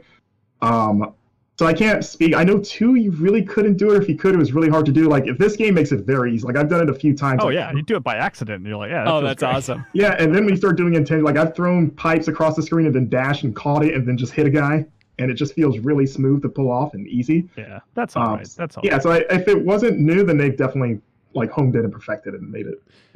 Do you think, obviously, the decline of arcades hurt brawlers overall? Is it weird to think that just the stylish action genre has filled that gap entirely?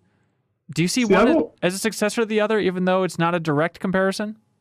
I wouldn't say stylish action, but I've always thought that kind of dungeon crawlers like Diablo have kind of taken over that mantle. Oh, interesting. Like, kind of starting, because for me, like growing up with those games, and then they went away for a while after the PlayStation 1 era, and then PS2, they were pretty much dead. Oh, the bouncer kept him around for a little while. The bouncer. Come on, man. I'm sorry. Excuse me, the bouncer. But honestly, when the first X-Men Legends game came out, I remember like freaking out because like seeing trailers like, oh, it's kind of like a new one of those. Like you just pick 4 players and you just go around and beat the crap out of stuff. Like that's great.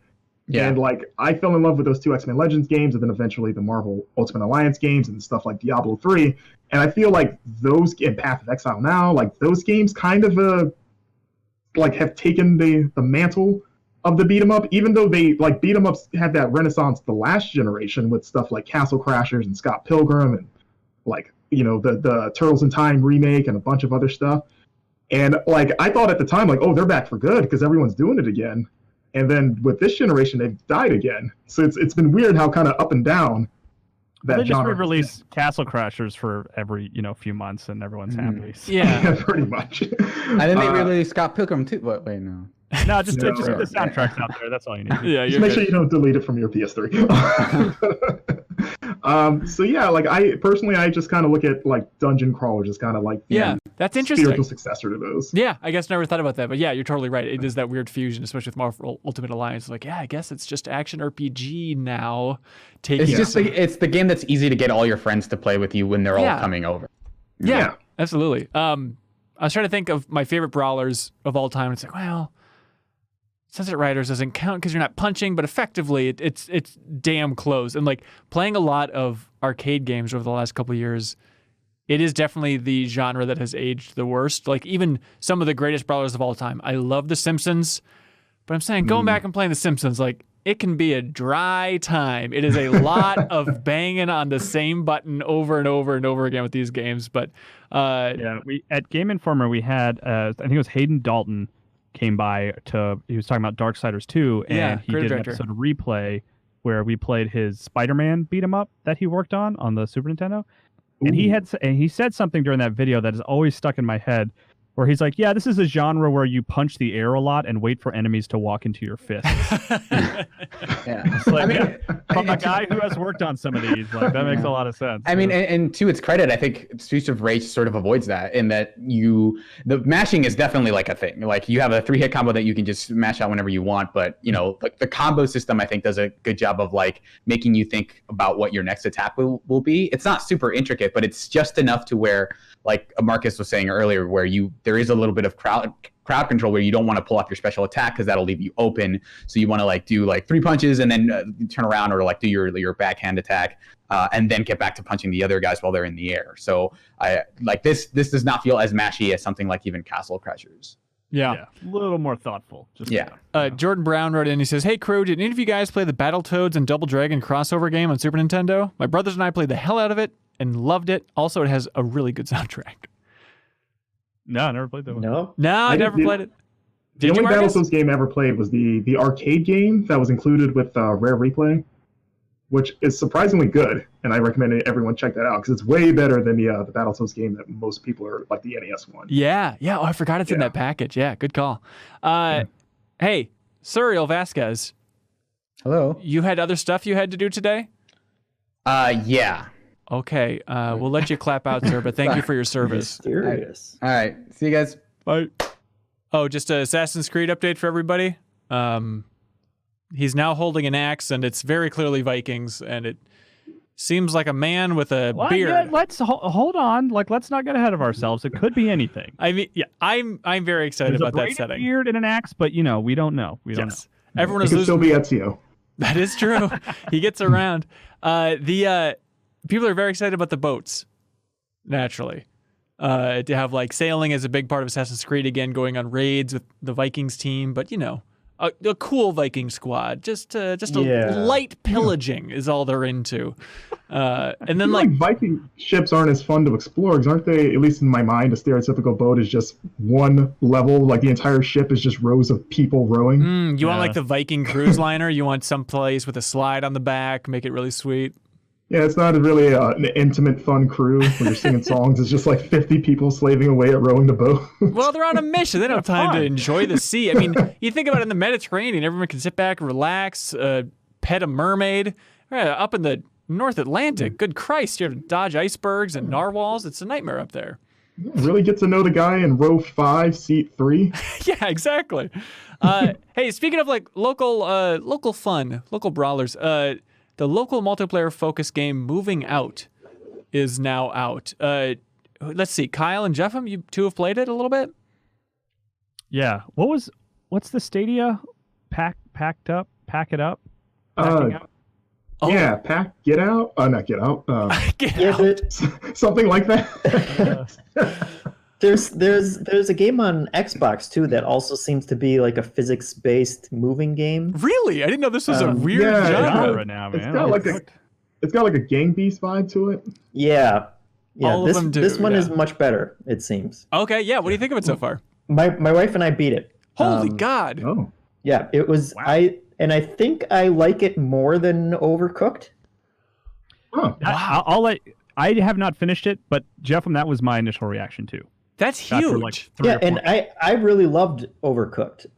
But I think this one is just and if I had to actually look up who was developing it, because it apes so much from Overcooked that I was like, is this like a weird like spin-off sequel kind of situation? Because it's also from Team 17 is publishing it, which published Overcooked. But apparently, I don't know if they got the blessing from the Overcooked team or what. But I mean, down to the point where you're driving a little moving truck around a cartoony map, and Oh, really? yeah, it's very similar. But in terms of main mechanics, every stage is just some kind of house or a factory or something, and there's a bunch of different boxes and furniture and thing that you have to move, and you run up to it and you hold in a button to kind of grab onto it with a friend, and then you have to kind of move it out and pivot furniture as you're trying to get around obstacles. So it's a lot of yelling pivot at each other? Yes. Yeah. I definitely did that at various times. Seinfeld is the main sitcom reference it goes after. Oh, really? How so? There's Jerry's apartment, right? Is in the game. It's like the third level. Oh, that's super fun. Yeah. Huh. Does it does it escalate to the point of like, are you moving lava out of a volcano? Oh, you go to space. Yeah. Okay. Yeah. But Pass up the moon. Perfect. There are fire jets and all kinds of ridiculous things. But one of the things that I did appreciate about it is that each level's timed, and you do have to meet like the maximum amount of time, which sometimes takes a couple tries. But once you do that, you get to move on to the next level. There are like certain hidden objectives that you can do, and those unlock special arcade levels. But you're not gated in your progression like you were in Overcooked, so you can just go from one level to the next without too much hassle. And they do actually have a really good assist mode that lets you change a bunch of different factors if some levels are too difficult, because my wife's controlling was a little iffy sometimes. You're lucky she's not. Is she sitting right next to you, by the way? No, she's not. Good. But I mean, she was we laughed so much at this dumb game. Oh, good. And part of it is just the actual physics of it, where you're picking up these giant couches and you're just knocking into everything. It has very satisfying, like physics for all the glass and everything, that you are just totally ransacking these houses as you're trying to move out all the furniture as fast as you can.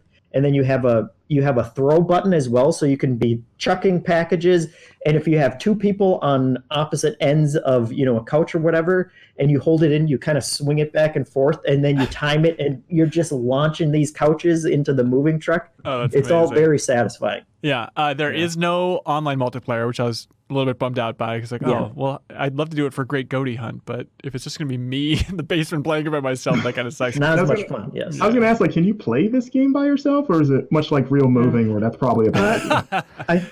I think you can. I think some objects require two people, so I think if you're playing by yourself, it will just take those objects out, but it certainly wouldn't be as much fun. Yeah. In Overcooked, you actually would jump between characters if you were trying to play by yourself. So, the big thing for me, which made me feel similarly, Jeff, is like I really have a good time with Overcooked, but sometimes it's just too complicated to be fun. Like you have to make all these different ingredients and put them on this thing and take them here, and it's like that's part of the charm of that game is how complicated it gets. But the thing I like so much about this game is the objective is always like get this package from point A to point B. Like the challenge is doing it quickly, and the challenge is making sure you're working together at the right time and pivoting. But it's not like you have to relearn a dish every couple of levels. It's more straightforward, and I think it benefits from that. I think it's more fun as a result. Yeah. You don't have timers of like food starting on fire if you leave them too long or anything like that. It's just get that crap into the truck as fast as you can. Yeah, that's cool. It's out on Nintendo Switch, PlayStation 4, Steam, and Xbox One. It's called Moving Out. I assume 4-player support as well, yes? Yeah. Okay. Yeah, I played it with 3, so... Okay, nice. Cool. Looking forward to checking that one out. Kyle, you've also been playing a lot of Fortnite over the last couple of weeks. What has your life been like? It's been weird. My kid has gotten really big into Fortnite because that's like how one of her best friends, that's how they've been staying connected, is they play a lot of Fortnite. And I've been kind of playing with her. And then my wife, Ashley, kind of got into it too, because we're like, yeah, well, this is what Claire wants to do right now. We'll play with her. And we've all bought battle passes, and like I've gotten into Fortnite in a big way, which is like I never expected that to happen. Like I'm having a good time with it. I assume it's not like the creative mode. You're actually being competitive in there? Yeah, we're fighting as a family. Like we've gotten victory royales together, which has been like super satisfying and a lot of fun, Wow, that's amazing. Yeah. Has anything stood out to you about the experience about getting into the Fortnite with the family? I mean, nothing. I guess I wouldn't say like I've learned anything, because I played a decent amount of Fortnite up until now, and there are things that it's like, it's always going to be more fun when you're in a room with other, because we're all playing on Switch is how we're doing it. So we're all just like sitting in bed together and just like playing Fortnite together. And it's super fun to like, have strategies and flank and stuff as a family, Yeah. And then I haven't like I said, I haven't there haven't been any big revelations, but like it's just been a fun family thing that I never thought would happen. I never thought like we'd become a Fortnite family. Did the family collectively lose their mind over that Travis Scott concert?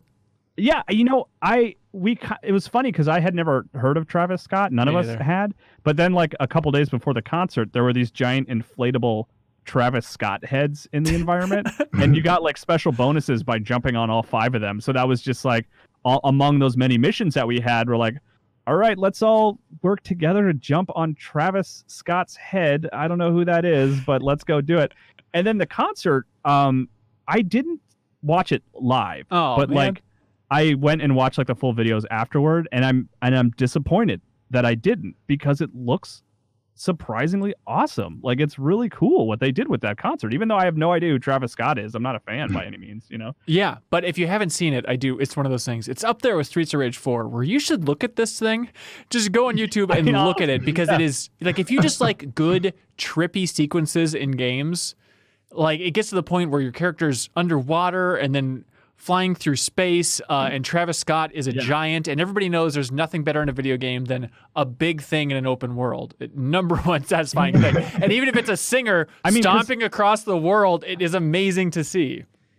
Yeah. Like, because I remember checking in on like the Marshmello DJ set, and I guess Weezer did some stuff too, but it was laughable. But like kids really loved it because they knew DJ Marshmello, I guess. But it was just like you just stood in the game and looked up at a stage, and a character that was the same size as everybody else was doing dance animations, and you listened to music. But this is like, so I was like, when I heard there was a concert, I was kind of like, okay, well, I don't know this guy. I'm sure it's not going to be that interesting. But then like you see footage of it, and it's like a giant is stomping across the land and launching people into the air, and like it's genuinely cool. And if they want to keep doing more stuff like that, like I'm totally on board. It was really impressed me.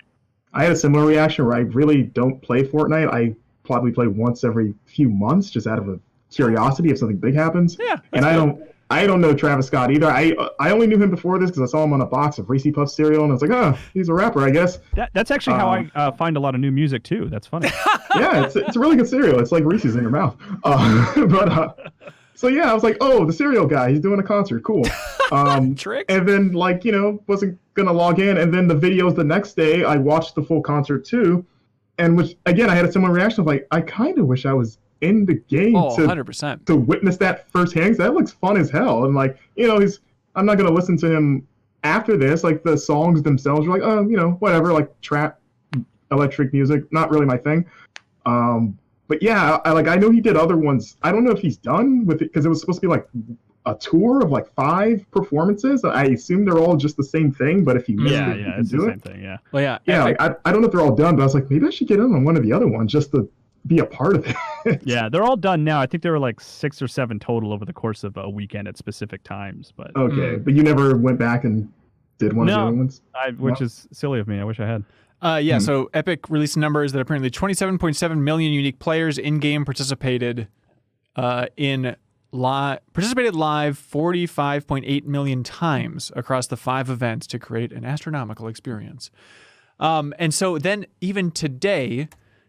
Jeff, you're like shaking your head. I don't know. No, it's mind-boggling. Honestly, it's just amazing to me how long Fortnite has stayed just so ridiculously popular, Yeah.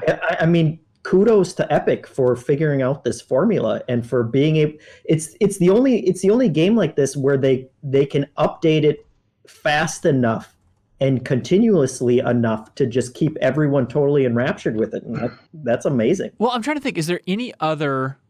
Well, probably some, but not at this scale. But I mean, the secret is just the fact that they also make the engine and know it so incredibly well that it's like, it is. If you have any questions about, hey, how do we make a giant singer stomp across the land? Oh, actually, we got a tech guy over in the next room who can really help you with that one. Like just having all that power in-house, in studio, and making $1 billion a day that they can just put back into it. Yeah, it doesn't hurt as well. Yeah, and they are very smart too, because I don't know if you saw the stuff today about how it looks like they're going to be developing Party Royale, which is just a separate island where you can go and just hang out, and probably will have more of these events in the future. And especially now, it's all I can go off of is my own experience. I saw it and I was like, yeah, I think I'd like to jump in there with friends and just have some place to mess around.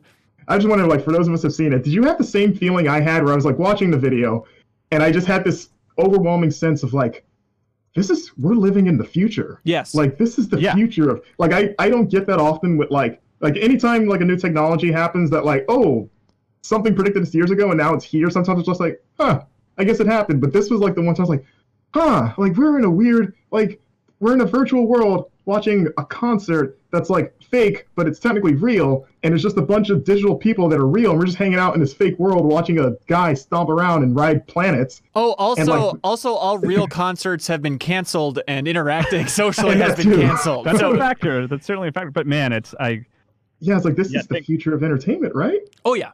Something like this. It's that's so crazy. Well, that's the crazy thing. I listened to this interview on Recode Decode. Is that the podcast? I forget. But there's some interview with Jeffrey Katzenberg talking about Quibi and launching Quibi. He's a former Disney exec and DreamWorks, and now with Quibi.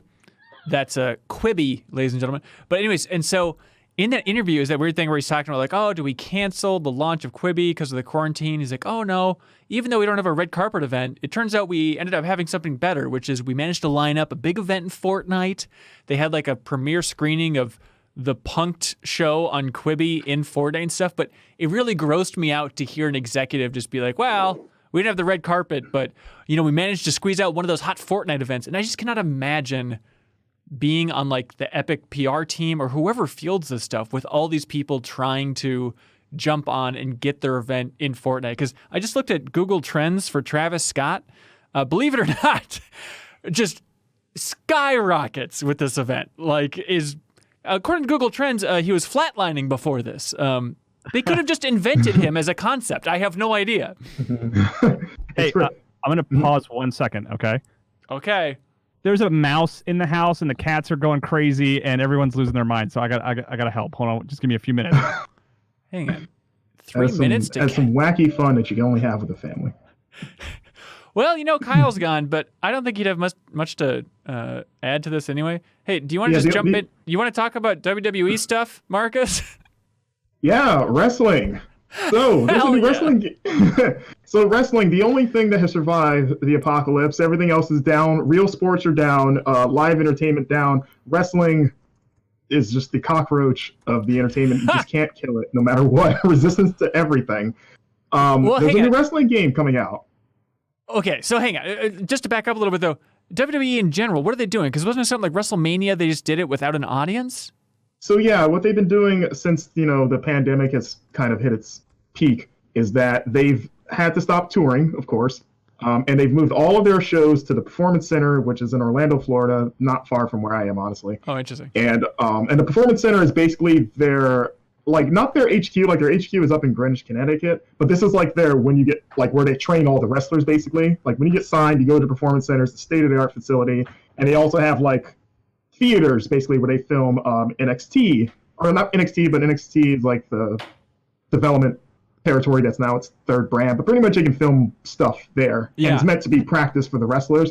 So they're like, hey, let's just film all of our shows here with no crowd and minimal staff and just do that until, things get better. Is it weird? Are they acknowledging it? What's the vibe like?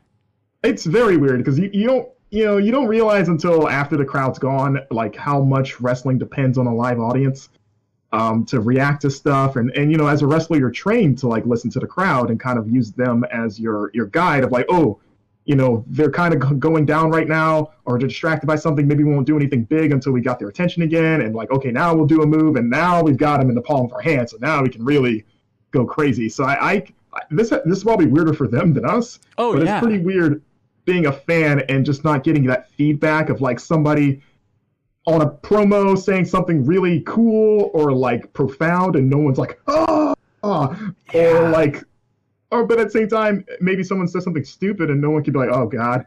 So on the promo front it's been less weird than the wrestling because they've kind of been able to kind of take advantage of it and just shooting weird cinematic things that they probably wouldn't otherwise do, getting more experimental. We're hey, what if we had this guy talk, in a really low voice, which you wouldn't really do because they have to speak to a crowd. But what if he's just in the rafters, just kind of talking about how he's going to get this guy and stuff or something like that, which they'll do sometimes on the live shows, but they've really been upping that now. That's fun. But then with the matches, it's, you just see them do their thing and then it's quiet. And then sometimes WrestleMania specifically, you could even hear the commentary in the replays because it's just the commentators talking. And since there's no one there, you can just hear them yelling and reacting. I remember WrestleMania, there was a recap, someone did a move and they replayed it and you could hear the commentary through the replay. And it was really such a production gaffe that you would never expect from WWE, which is very tight with that stuff. But it's I guess what can you do in that situation? There's nothing to buffer it because they're right at the ring. In this era, it's so fascinating to see different performers. I think it says a lot about the performer how comfortable they are performing without an audience.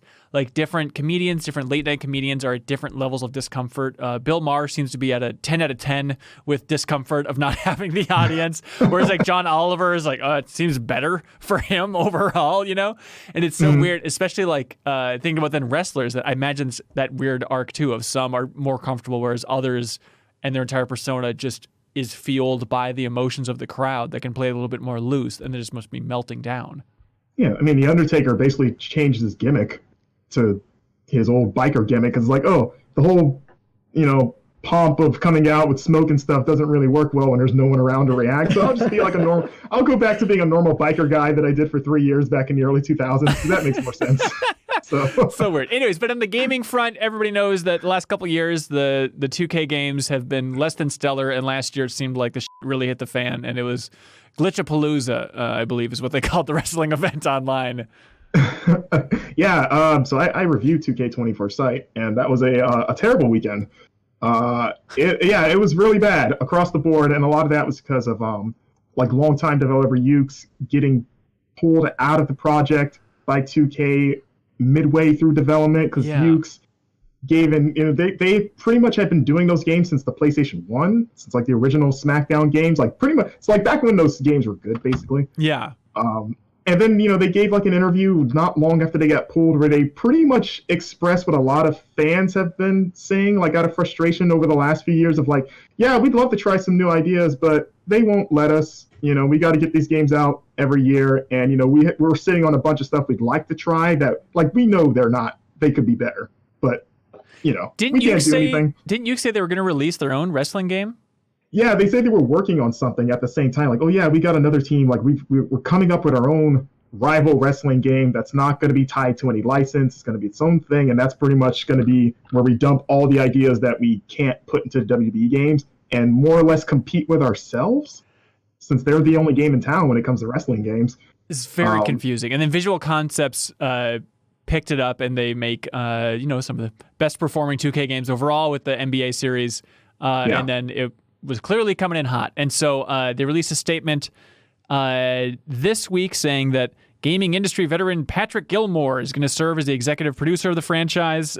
He worked on Killer Instinct, Medal of Honor, and Disney's Aladdin in the past. This is from Forbes' article. And then 2K said that with that, we hear you and we know you want more from the WWE franchise. So here's what we're going to do. We're applying what we've learned to the next WWE 2K simulation game with a renewed focus on quality and fun. As part of that commitment, we are extending the production timeline and will not be releasing WWE 2K simulation games, a simulation game in 2020. We want to ensure the development team at Visual Concepts can create a game that will entertain grizzled WWE 2K veterans as well as newcomers who want to climb through the ropes and step into the ring for the very first time. What do you think, Marcus? Decent call? Yes. The first thing my first reaction was thank God. Oh, that's good. Something a lot of people have wanted. A lot of fans are like, just take a year off. Just take a year off. And then after last year's fiasco, that grew to a fever pitch of like, just get everything together and just figure this out. So like for it to take a pandemic to have that happen, I'm like, this might be the best thing that's come out of this whole thing. It's like, hey, no wrestling game this year. Well, there is kind of a wrestling game this year because Saber Interactive will be releasing WWE 2K Battlegrounds. They've released 2K Playgrounds, the NBA series, and created that. And now this is a weird, cartoony arcade wrestling game. What do you think of that trailer? Is that doing it for you? Has anyone remember WWE All Stars game that came out? I remember it. I never played it, but yeah. Yeah, this game pretty much a lot of people are saying like, oh, is this like a sequel to that? Because that came out last year, and it was pretty much a cartoony arcade. Like it was what NBA Jam is to the NBA for WWE. And people did not like All Stars. Am I remembering correctly? No, people love that game. That game. They did. Okay. Yeah, it's got a pretty vocal cult following of people for years being like, just do another one of those instead of these terrible sim games. Like, let us have fun with wrestling again. Yeah. So when this was announced, like, that's the first thing I thought is like, are they just doing that again? And it's made by the NBA Playgrounds team. Yeah, Saber Interactive were like blowing up these last few months. I feel like I'm hearing about Saber all the time, weirdly. Yeah. So like watching that trailer, it didn't look great from like a polish standpoint, and I just have so many questions about like the turnaround of like, hey, no wrestling this year to, oh wait, we have wrestling, it's just different. And it's like, was this always going to happen, or was it like, did you guys just slap this together real quick and like the game has started development now, like, oh, we whipped together enough asses to make this trailer and this is kind of what we're going for, but we just started making this in lieu of not having a game to ship? Because like, the story was that, WWE themselves like wouldn't allow there to not be a game every year. Oh, interesting. So it's like, is it like a contractual game? Like, okay, we can't do the sim stuff because of the pandemic. Like, we can't have wrestlers fly out and do mocap, because that's kind of one of the big things. Is like, if they can't travel to do mocap for new rules and new wrestlers that have, joined the roster since last year, then we can't really do this game. So like, we have to do something. But then it's a lot of conspiracy theories in my head about what's going on here, because I wonder, like, they have all that tech there. So if they wanted to, they could maybe do 2K21 with the existing tech and then maybe tweak what they can in terms of, like, updating the wrestler's look to their current look. Like, hey, AJ Styles, he wears red tights right now. Let's just change the color palette. And I wonder if they would have done that if 2K20 was actually well received. Like what if that game was great and they're like, oh, we could just do that again and tweak what we can. But it's like we're already in a spot where like, no, we have to do something because last year's was like the breaking point. Yeah. And so like we can't put that out again, even if we wanted to. So let's do this instead. I don't know. It's maybe, I mean, best case scenario, it's a fun little arcade side project that what they do actually release, but it is that weird thing of, okay, it overall could be a good thing. Something freaky and miraculous could happen with this arcade game. Otherwise, just giving Visual Concepts some time to reassess is something that I'm sure every sports team, every sports game developer is just craving. Yeah, I mean, it looks fun. Like, you saw like John Cena get thrown into an alligator by The Rock. That hasn't happened on TV yet. There you go. We'll probably get there one day, but that's entertainment. Yeah, like this could be a fun thing. Like I'm excited to learn more about it. I'm just like, how I just want to know when this started. Like, was this always in the works, or did you guys just pull this out of your ass, basically? I don't know. Yeah, I mean, I assume Playground sold okay. I have no idea, but I mean, with that as a framework, I guess it makes sense that they would try to make something like that. There are 2 Playgrounds games, I think, right? Yeah, I believe so. I mean, that's telling enough to me. Yeah, I guess so. It did well. Kyle, how'd the mouse go? We got it. Its poor little leg is injured, but we got it outside and we gave it some food. I found it a nice little place to hide. Was the food your hair? Yeah, it was my hair, Hanson. Cool, thanks. Ricky Winterborn wrote in. He says, "Hey, remember that wrestling game called NWO versus WCW Raw Monday Night SmackDown Shut Your Mouth or whatever? I always pick that one up at Blockbuster." Most of those games in that title are good. Yeah. I looked this up. This is very funny to me, but maybe being a big fan of wrestling, this is like run-of-the-mill stuff. But I looked it up. The name of the game is WWE SmackDown Shut Your Mouth. But the idea of shut your mouth being in the name of a game, is that might have honestly been a Game Informer cover. Oh, it's funny because was it? Oh wow. Yeah, that's when they used to just subtitle the games after wrestler catchphrases, and it was exclusively The Rock's catchphrases because he had a lot. But then "Shut Your Mouth" was kind of the last one, and they're like, "Oh, we ran out of catchphrases, and that's probably the weakest one you can use as a catchphrase." So silly. And then Teasus wants to know what's the best wrestling game of all time, Marcus. No Mercy for N64 is one that people cite. I think that game's great, but I think for me, I probably go Here Comes the Pain for PS2, which is another one people hold in high regard. Okay. It's like the 2003 game, I'd say, in terms of all around, like the perfect blend of just being sim enough, like, oh, these are realistic looking models, but like still super arcadey and fun. I'd say Here Comes the Pain. There it is. The official verdict, the official MinnMax verdict until somebody overrides it. Yes, until Vince McMahon shows up and is like, what are you talking about? That's right. Hey, Kyle and Marcus, real quick. There is a weird thing that happened this week where they announced DLC for Dragon Ball Z Kakarot. Yeah. And it's Dragon Ball Super. I think we all assumed that they were going to make Dragon Ball Z or Dragon Ball Kakarot 2 and make it the Super storyline. So it's weird that they're starting to eat that lunch with DLC. Well, it's just training with Beerus, I think. It's not crazy story heavy. I could be wrong about that. Okay. I mean, I just watched the trailer, but it seems like it is at least that first storyline. Oh, okay. Yeah. It seems loosely based on, like, I guess either the Battle of Gods movie or the first arc of Super. Like, you do fight Beerus. Yeah. And you get Super Saiyan God as a power up. It's interesting. I like Kakarot. Did you like Kakarot, Marcus?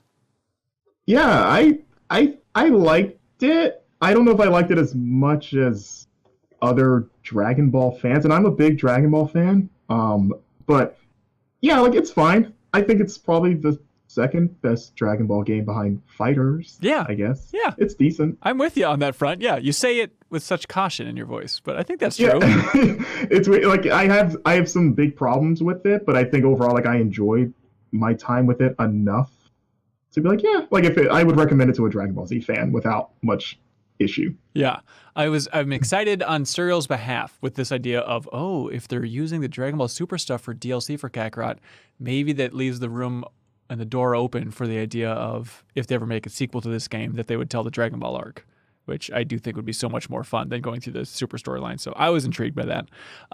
Jeff, What's been going on in that freaky house of yours? More board games. Is that what you're getting at? I guess so, yeah. Yeah, I got some board game recommendations for you, Hanson. Oh, really? Still 1v1 stuff? Yeah, 1v1, that's what I keep seeing people messaging me on Twitter and recommendations for in the Discord chat. Okay, well, nothing you recommend can top Raptor, because I'm just going to play that until I die. So you got to tell which I recommended, so that one counts. That's fine true, for me. I guess.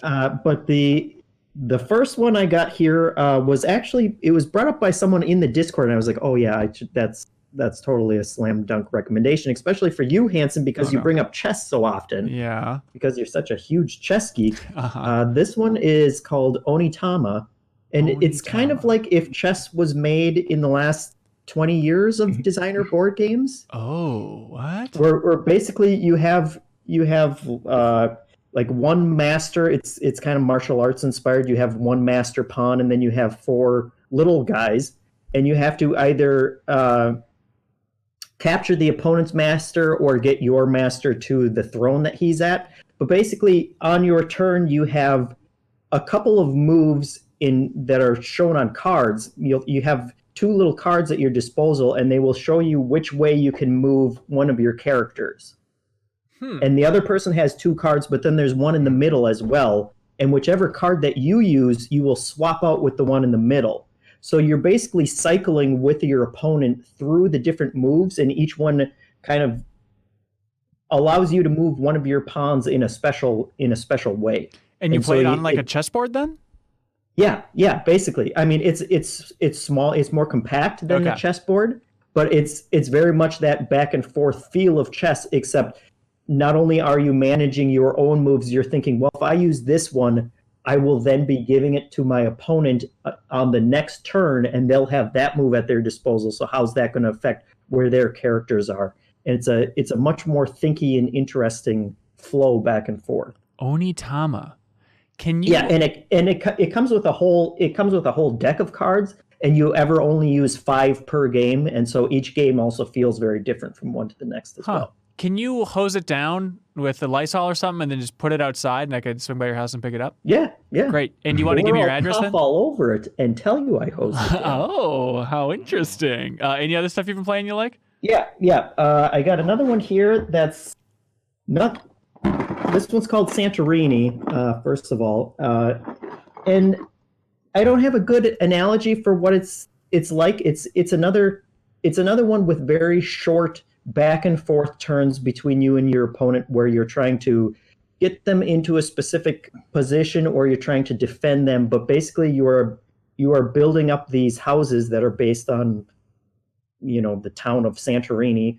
But each turn you will move one of your 2 characters, and then you will build a house, and you're trying to get the houses up to 3 levels and then get one of your characters on top of those structures. And so you're kind of building up an entire town back and forth as you're going, trying to block your opponent from getting up to, the 3rd level themselves while trying to get your own character. But what's interesting about this one is that at the beginning of each game, you will both get one god card because it's all based on, Greek mythology. But that card will give you a very powerful, specific move that you have for that turn or for that game. And so maybe you'll be able to build a second building each time you turn. Maybe you'll be able to move farther or knock one of your opponents, to a different space. But basically, each power completely changes how this abstract little puzzle plays out each turn. And you both have one, so you're trying to learn on the fly. Okay, this is what their power is really good at. This might be what their strategy is this game. How can I counteract that with my turn? And again, you have a whole deck of these cards, so each time there's a ton of replayability there. Nice. Santorini. Yes. Marcus, do you have... you have another one, please. Yeah, one more. This one is called Mr. Jack in New York, which is a sequel to Mr. Jack, but it's loosely based on Jack the Ripper, but this is a 2-player deduction game, kind of like Clue.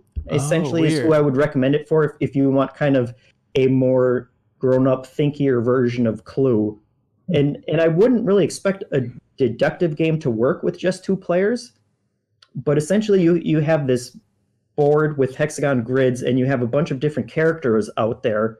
And if you are the Jack the Ripper character, you know which of those characters is Jack the Ripper, and the other person is the detective, and they're trying to figure that out. And each round, both of you are moving these characters around, trying to spread them out. If you're Jack the Ripper, you're trying to get your character to escape, but you're both controlling all of the characters. And so you're kind of, if you're the detective, you're watching who your opponent is moving and where they're trying to get them to. And essentially at the end of every round, you're going to be exposing certain characters on the board. If they're next to each other, the Jack the Ripper character basically has to expose whether they are the Jack the Ripper character or if there's someone else. And so you're basically turn by turn, the detective is reducing who the potential suspects are and then trying to corner them off and make sure that they don't escape, and using all of these different, special powers that each character has. That sounds sweet. And so it's another super thinky one. And it's very tense regardless of which side you're playing on. As the detective, you are really trying to kind of corral everyone down and make sure that no one's getting too close to the different places that you can escape from. And it's even more intense playing as Jack the Ripper because you're really trying to figure out how you can position the characters and not give too much away as you're going each turn. And it's a super exciting game. That's awesome. Jeff, I'm going to go try to buy that one when we're done, just because you said Clue, and that's like 2-player Clue. There you go. Sold. Wow. Yeah. There we go. That one it's a little harder to find. It's a little more expensive if you're looking on Amazon, but all these games are available on Tabletop Simulator as well. So well, there you go. Okay. You can check them out there. I'm amazed, Jeff, at how many games you buy. I mean, I have a problem. I mean, it's like hundreds and hundreds and hundreds a month on tabletop games. Yes.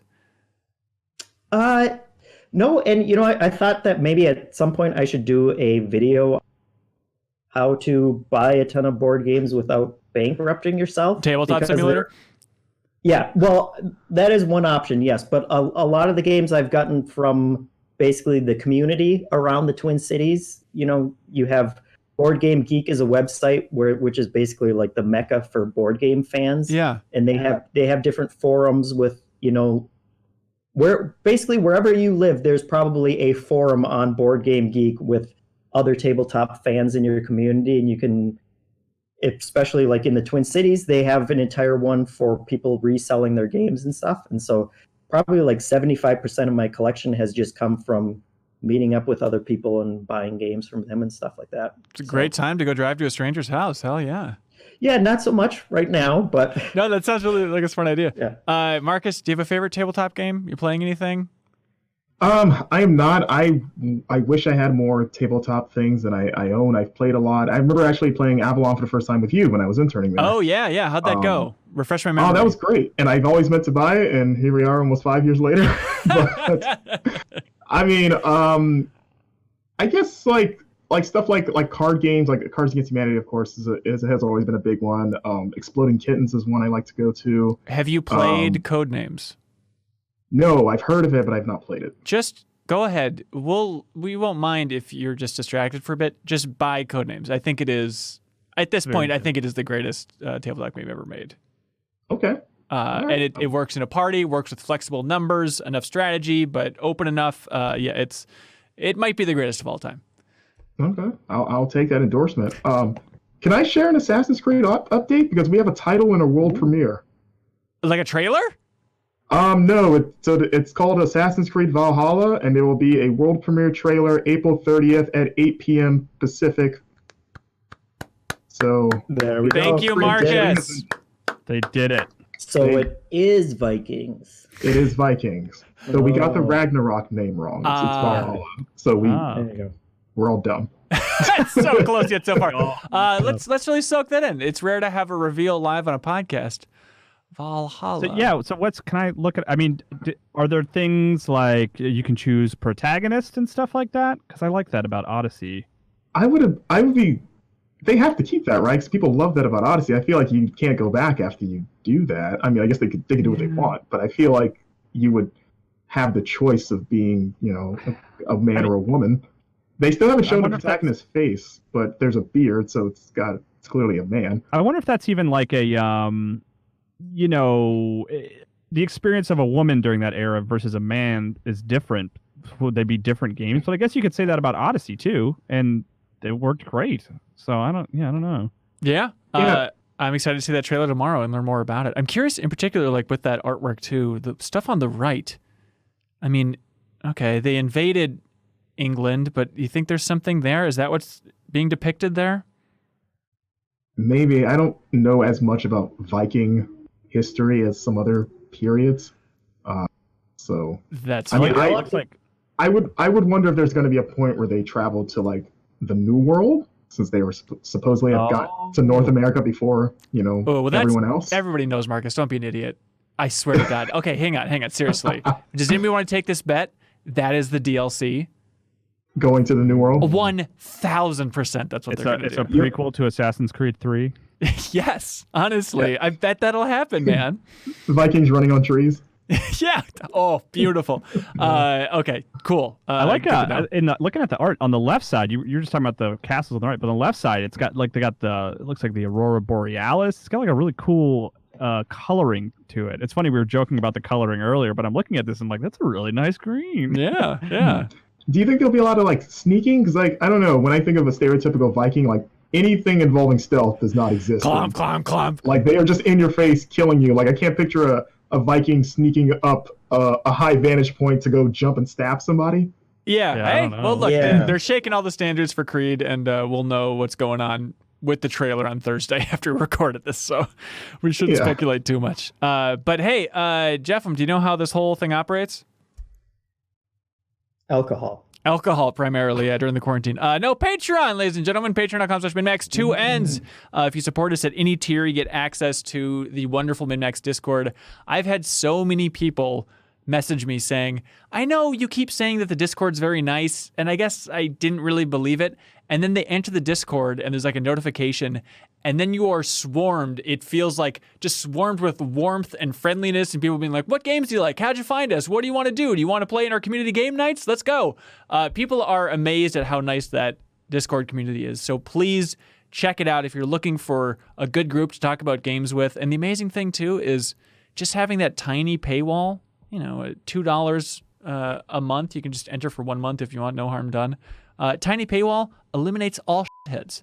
It is a miracle. It really does. It feels like it's a loophole for the internet. So please check it out. And then also, if you support the $5 tier, you get the audio versions of The Deepest Dive for Final Fantasy VII Remake, Animal Crossing, Chrono Trigger, and going back in time to Outer Worlds as well. So please check that out. But thanks to Brandon Sylvia and his channel, Easygoing Gaming. He says, Easygoing Gaming is extremely excited to be one of MinnMax's monthly Patreon sponsors. I chose to advertise on this channel because it's a channel I watch and enjoy regularly.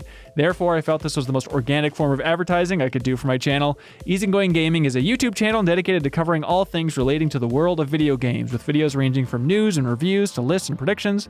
I hope to provide a little bit of something for everyone. I've been a lifelong gamer, and I'm excited to share that love and passion with a community as passionate as yours, so please search Easygoing Gaming channel and check it out.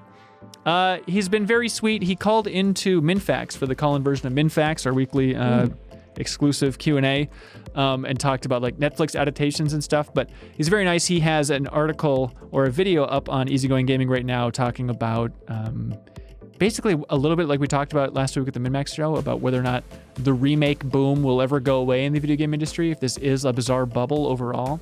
But he, much like Marcus, is trying something new. He's trying to get this channel off the ground, so go there, show him some love, leave a nice comment, subscribe if you enjoy this stuff. I know he'd really appreciate it. Also, he has a new video about 5 games released in 2019 that deserve a sequel. Number 1 will blow your mind. Also, not click that. Also, thanks to I Am 8-Bit for their continued support of MinnMax overall. They're absolutely fantastic. If you go check out their amazing online store filled with a ton of vinyl soundtracks, exclusive boxed versions of games that are only released digitally elsewhere. If you buy anything there, you can use the promo code MinnMax and you'll get 10% off. Also, I was going to talk about this before they sent me an email asking me to talk about it for their support here, but pre-orders are up for the Ape Out soundtrack on vinyl. And not only does it look amazing, the art for this is amazing, but the amazing thing is they call it the first ever live gameplay album. Dynamically generated jazz as conducted via playthrough by the game's designer. Because that game is so reactive to what the player is doing, for the actual vinyl soundtrack, it is the soundtrack from a playthrough. Isn't that amazing? Wow. Yeah. So again, check out that Ape Out art and head on over to IM8bit and show them some love for supporting us in the community. And normally IM8bit ships out something amazing from their warehouse for the question of the week for the community questions here. But because it turns out there are 5 Thursdays in the month of April, the math got a little bit off. So this week we're going to be giving out a game code. We're going to be giving out a game code of Into the Breach on Steam, one of the best games from the last couple of years, thanks to Rob Hudak. He donated this Steam code. So thank you so much, Rob. Be sure to thank him in the Discord or anywhere else. Okay, community questions. First one's The Smack. He says, what is one game that you love but will probably never play again? Reasons could include time, investment, mood, time, place, or maybe a part of the game that you dislike. I love this question. Something you unquestionably love, but just realize I'm never going to do that again. Hellblade: Senua's Sacrifice. Oh, why is that? It's just a tough game. And I don't mean challenging. I mean emotionally challenging, and it's uncomfortable, and it was an amazing experience. But it's not something I really want to put on myself again. Yeah. But I'm weirdly excited to play the sequel. So I don't know what's. I guess I want to see what's next for Senua, but I don't want to relive that period of her life again. Interesting. Huh. Yeah. I feel like for me, that's almost every game. I really don't replay games at all. But I thought on a similar note of Kyle's, mine's probably Brothers: A Tale of Two Sons. That's an interesting one. Yeah, I mean, that impact of that ending in particular, it kind of only works once, right? Yeah, I was I don't know if I want to, I love that game, but it's maybe if it was co-op and I wanted to show it to somebody else, hey, let's play together. But brace yourself. Don't play it co-op. You're not allowed to.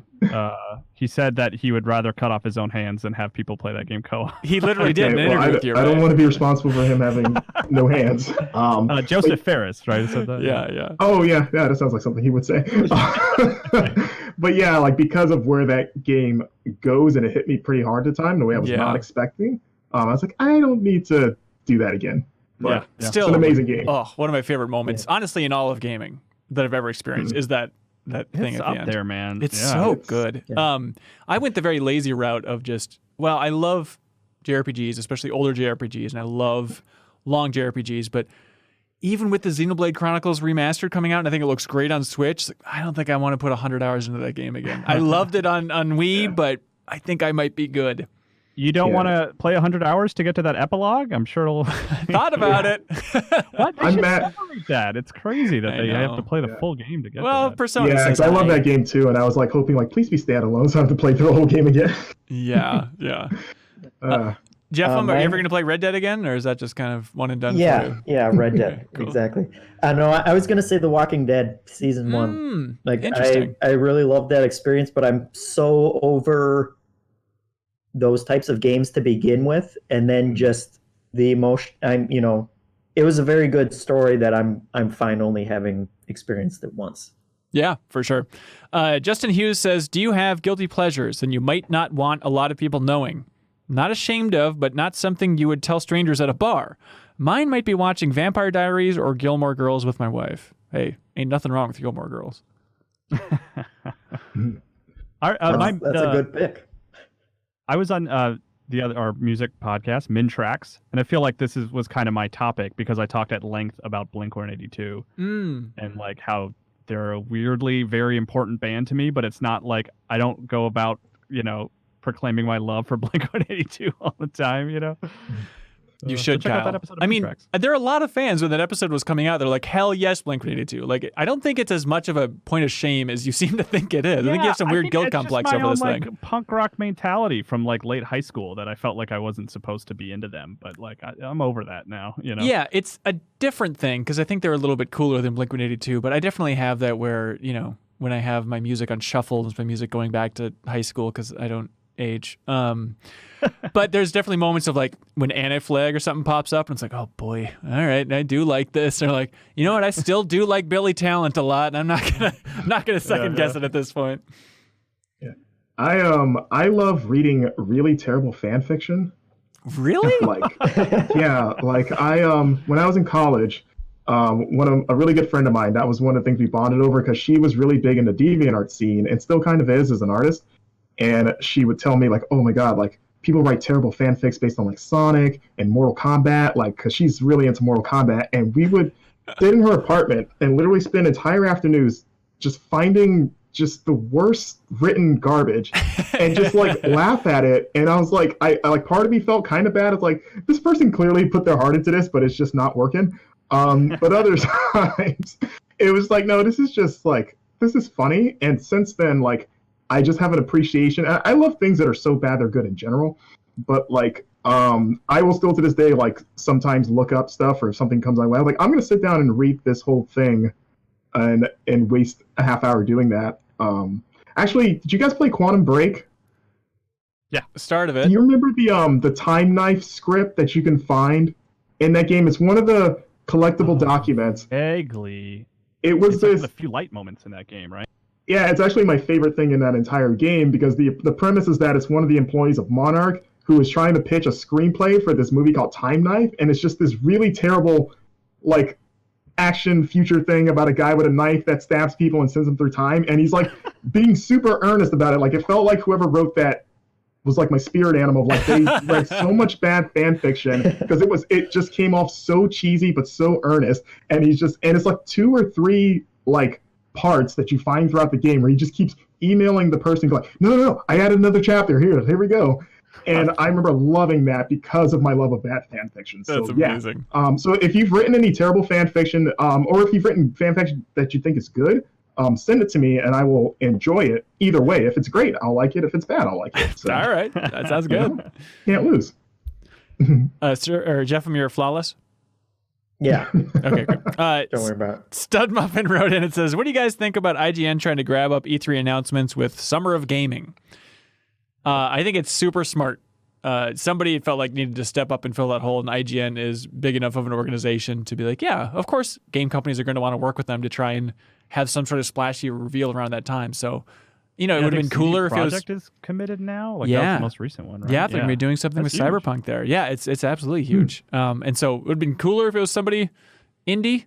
Be cooler if it was MinnMax, but hey, that's fine. Like, happy for IGN. And I just hope there's like an event. I hope that is pointing to something instead of kind of this stretched out kind of miasma of coverage. I want a day or two to tune in and really enjoy some game reveals. So, Daniel Shin says, I just finished listening to the newest Final Fantasy VII Deepest Dive and joined the MinnMax Patreon just to post this.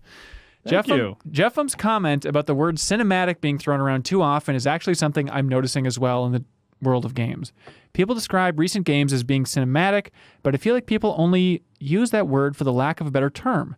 Games have so much more potential to immerse players than movies because of the interactive nature of them, but calling them movie-like feels like it's restricting the medium into something it's not. I love movies and I love games, but I don't think it's fair to compare the two mediums when they're so different. Am I being too much of a purist? I mean, it's kind of a shorthand for like good cinematography, right? It's just like good camera work. Almost, I think it's just, it's almost a shorthand for like not video game embarrassing, which is a weird thing. Yeah, honestly. Yeah. I wonder if it's like the age of this person. Like, I feel like because games have been so cinematic for so long, there's a generation where like they may not make that distinction or have that line. They're like, no, that's just how games are. Yeah. So like that's just video games and not just film. Right. So maybe if they're a little younger, maybe that's like gets annoying of like, what's the difference? Like, this is just video games. But for, I guess, old people like us, it's like, no, I still see that now. Like, oh yeah, that's like Kyle said, like that. Oh, that's really good cinematography, like film. So I mean, we could say it's like TV. We can change it to that instead. Yeah. Hey, Jeff, you just look horrified. Did someone kick down the door? Yeah, my wife's trying to communicate with me silently. Begging you not to play any more 1v1 board games? Yeah. She was holding a big pile of them with a lighter. But I think it's fascinating, that idea of, if you look at Rotten Tomatoes and look at some of the low-scoring films in the last 10 years, people will sometimes call it like, it feels like a video game, right? Which is always fascinating. Like, it feels gamey, whereas cinematic with a video game is a compliment. And then every once in a while, people use filmic instead of cinematic. I remember, like, Ready at Dawn called The Order 1886 filmic. I was like, what? Just say cinematic. What's going on here? It's like, is that a word? I don't know. Fewer syllables. But Jeff, am I take it you agree with Daniel here? Yeah, I think it kind of goes back to people talk about video games in terms of either gameplay or storytelling, and I think it's somewhat natural to kind of compare the storytelling aspect of it to films, but it always has felt like I don't really understand what people say when they say cinematic. Like you said, it feels like shorthand for it's kind of like a film, and that to me doesn't necessarily mean that it's good or bad. And when we were talking about it in terms of the Final Fantasy stuff, I had said it feels cinematic in terms of the emotions that it's evoking and the sense of putting me in an adventure. And I think people don't really mean that a lot when they use the term cinematic when they're talking about video games. I always get the feeling of, yeah, that cutscene in Uncharted, like the people looked really good, and therefore it's cinematic. Right. Yeah, it's murky. Crater has an interesting question. He says, what pops into your mind when you think of iconic opening lines to video games? Things that come to mind for me are Listen to My Story in Final Fantasy X. And of course, I love that you went for this, Crater. You're after my heart. The opening of Mega Man Legends with "In a world covered by endless water." Just like, yeah, I love that. And then when he goes, "Whispered." I love that opening. Yeah, Mega Man X has the "in the year 20XX," which is always, no one knows what that means. Is like, is that 2020? Well, like, that's all Mega Man. 20 yeah. mystery. Oh my God, it's amazing. Yeah. It won't be 20 till it's 21 something. That'll be out of date. Yeah. I don't know if we have the technology to like play one, or if you want to put it in post, but the beginning of the original Nier is like insane and like super in your face, because it's just a black screen and just this crazy string of profanity from just like the angriest woman I've ever heard. You don't know what the context is, but it's just her like screaming at another character to help us. And it really sets the tone for that game, and you're like, I kind of want to see what's happening here, because this is weird. Yeah, we'll put it after the credits. All right. Yeah, you're going to have to bleep stuff, so get ready. Sure. I think I have two. One that is genuinely iconic, and then one that became surprisingly famous. Like the famous one is the opening to Symphony of the Night. The like, die, monster, you don't belong in this world. Like, I think of that. As soon as I think of that game, that's the first line of dialogue I think of. and like, it's a pretty famous opening scene in general. Yeah. But then one that has gotten surprisingly famous, a lot of it due to meme culture, is the first line in Skyrim when you wake up in the wagon and a guy just goes like, "Hey, you're finally awake." Right. Like, people quote that like crazy now. Of course, it's iconic. It's like, I guess it's the first thing you hear in a really popular game, but like people have really run with that line for other things. Yeah. Chrono Trigger is just Wake Up Chrono, right? Yes. Okay. Or is it like a Luke, I am your father situation where it's like, I think it's it Wake might Up be Chrono, like but it Chrono. might be Yeah, I think it might be a little bit longer than that and more confusing than that. But yes. But Andrew Reiner has the shirt that says Wake Up Chrono. And I remember thinking that it wasn't exactly that. But yeah. I thought of like StarCraft 2, because there's also the reveal trailer, and then it's the opening where it's just Tychus being assembled as a Marine, and then he just goes, "Hell, it's about time." It's just amazing. But then I went back and watched that again. I forgot, there's like other lines of dialogue there. It's not like truly the opening line, because they're like talking about all the crimes he committed and all that stuff. But. And then, war never changes. Yeah, I was going to say the ultimate cliche, yeah. Yeah. Well, that one doesn't count because it's too obvious. Tom Blackburn says, "Hey, cohorts in the CLCs." Sure. He says, "What reality TV show deserves an honest, high-budget video game adaptation?" Thanks. Also, should we just all say Survivor? Oh, weird. Yeah, I don't know why I chose to include this one. Maybe it's Survivor! Make the Survivor game, and none of these Survivor-inspired battle royales like SOS or whatever from a couple years ago. Just spend a little money. It's one of the greatest shows on TV, and it's all just about social dynamics. You could create a relatively cheap online cool Survivor adaptation, and I'm so annoyed that in this age of battle royales, no one's made the ultimate social battle royale, Jeff Probst's Survivor. Right. God. Is there not a PS2 game? I could have sworn there was a PS2 game. I don't know. No, there was a PC game, I think from 2000 or 2001. Okay. But believe it or not, it was just like a mini game collection. It's not actually playing the game of Survivor with a group, which I think would work really well online, even if it's some weird asynchronous thing. Yeah, Survivor the Interactive Video Game, 2001 for PC. So yeah, grab that, Hanson. That'll okay. I'll put it in the queue of like games to play at MinnMax. Actually, I think that'd be really fun to try and go back to that. Deepest dive on that. Oh my God! Good old Now games. we're talking. We'll see, GOG.com. Exactly. Yeah, But I had. please.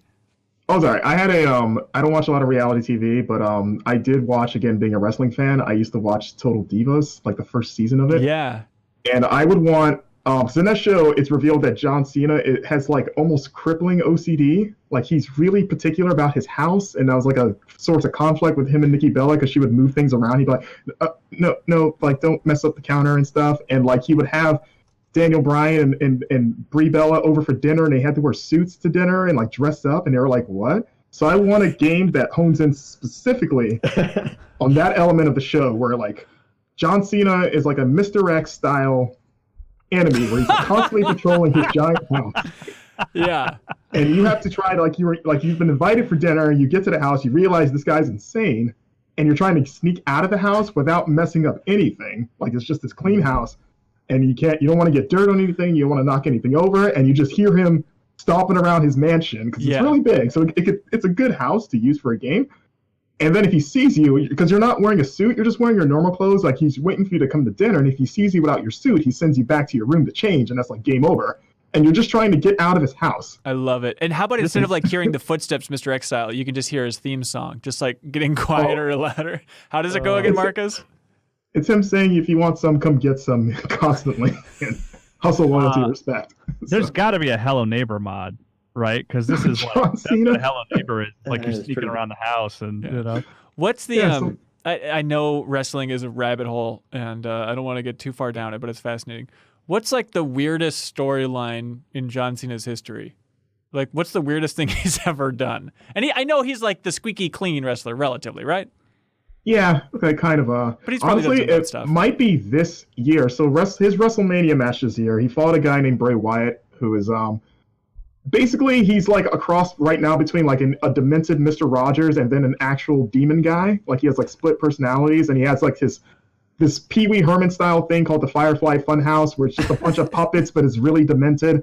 And he feuded with John Cena, where they had a match called a Firefly Funhouse match, where it was not even wrestling. It was just like a 15-minute fever dream, where it was like this actually really intelligent and subtle character examination of John Cena's entire career, where it was like jumping to all these different skits where the puppets are interacting and the puppets are commentating the match, and John Cena's, they're changing costumes, or he's in his original debut gear and then his rapper phase, and then like it's hard to describe, honestly. It's one of those things you kind of have to watch to really get it, but it's one of the best things that came out of this very weird WrestleMania with no crowd and stuff. That sounds great.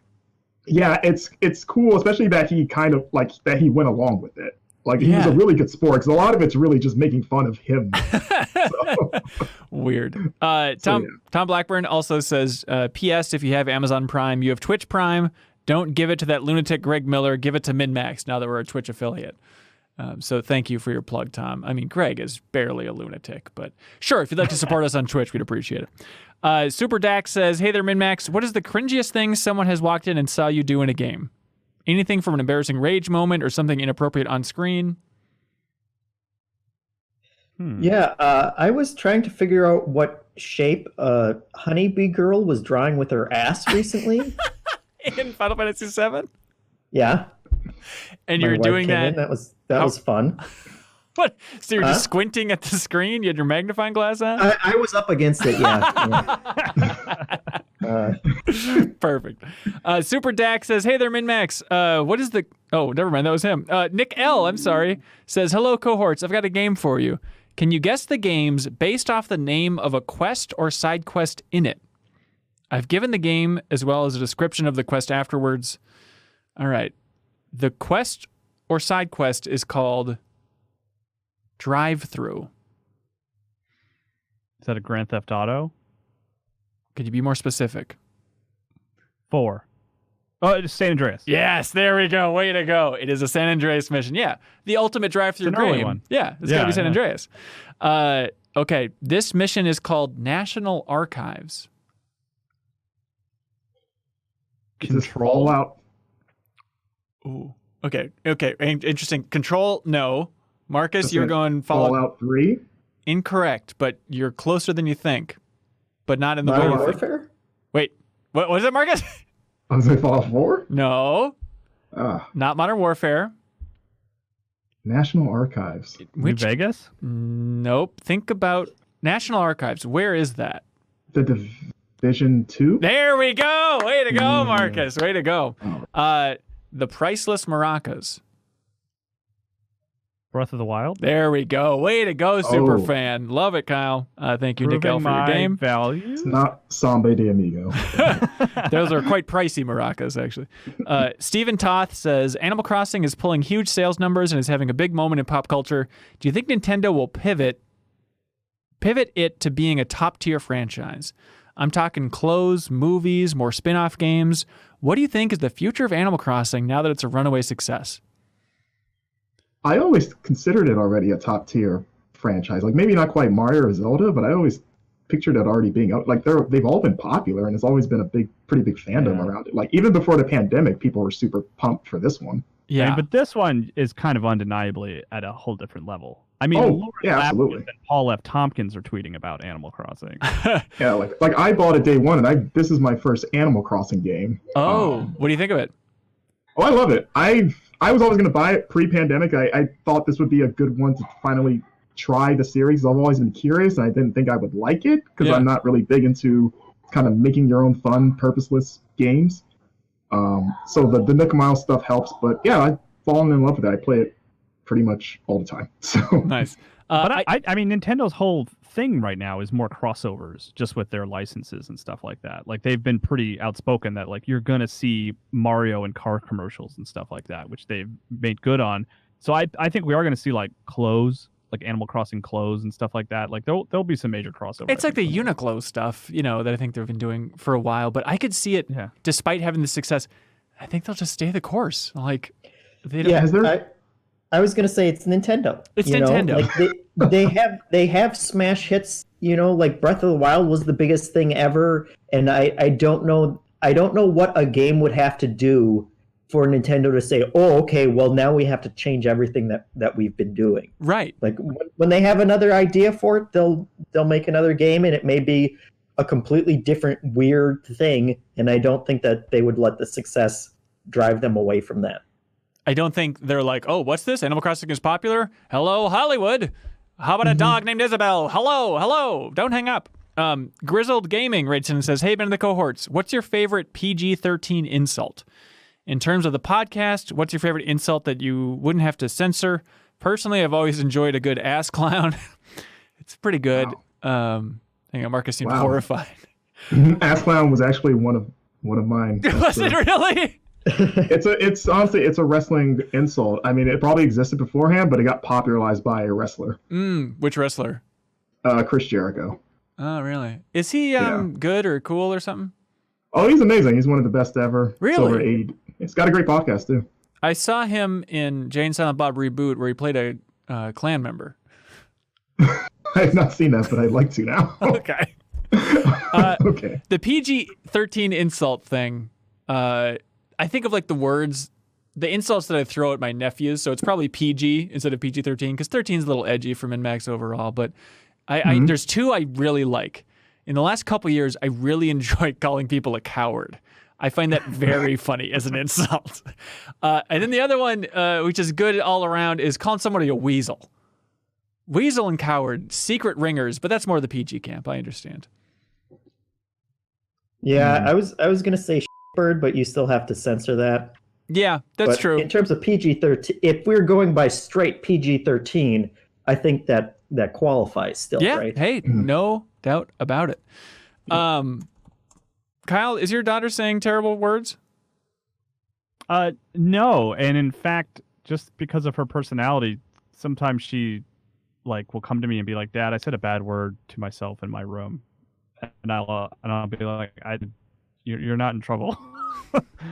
Yeah. Wow. All right, that's nice. Kids are weird.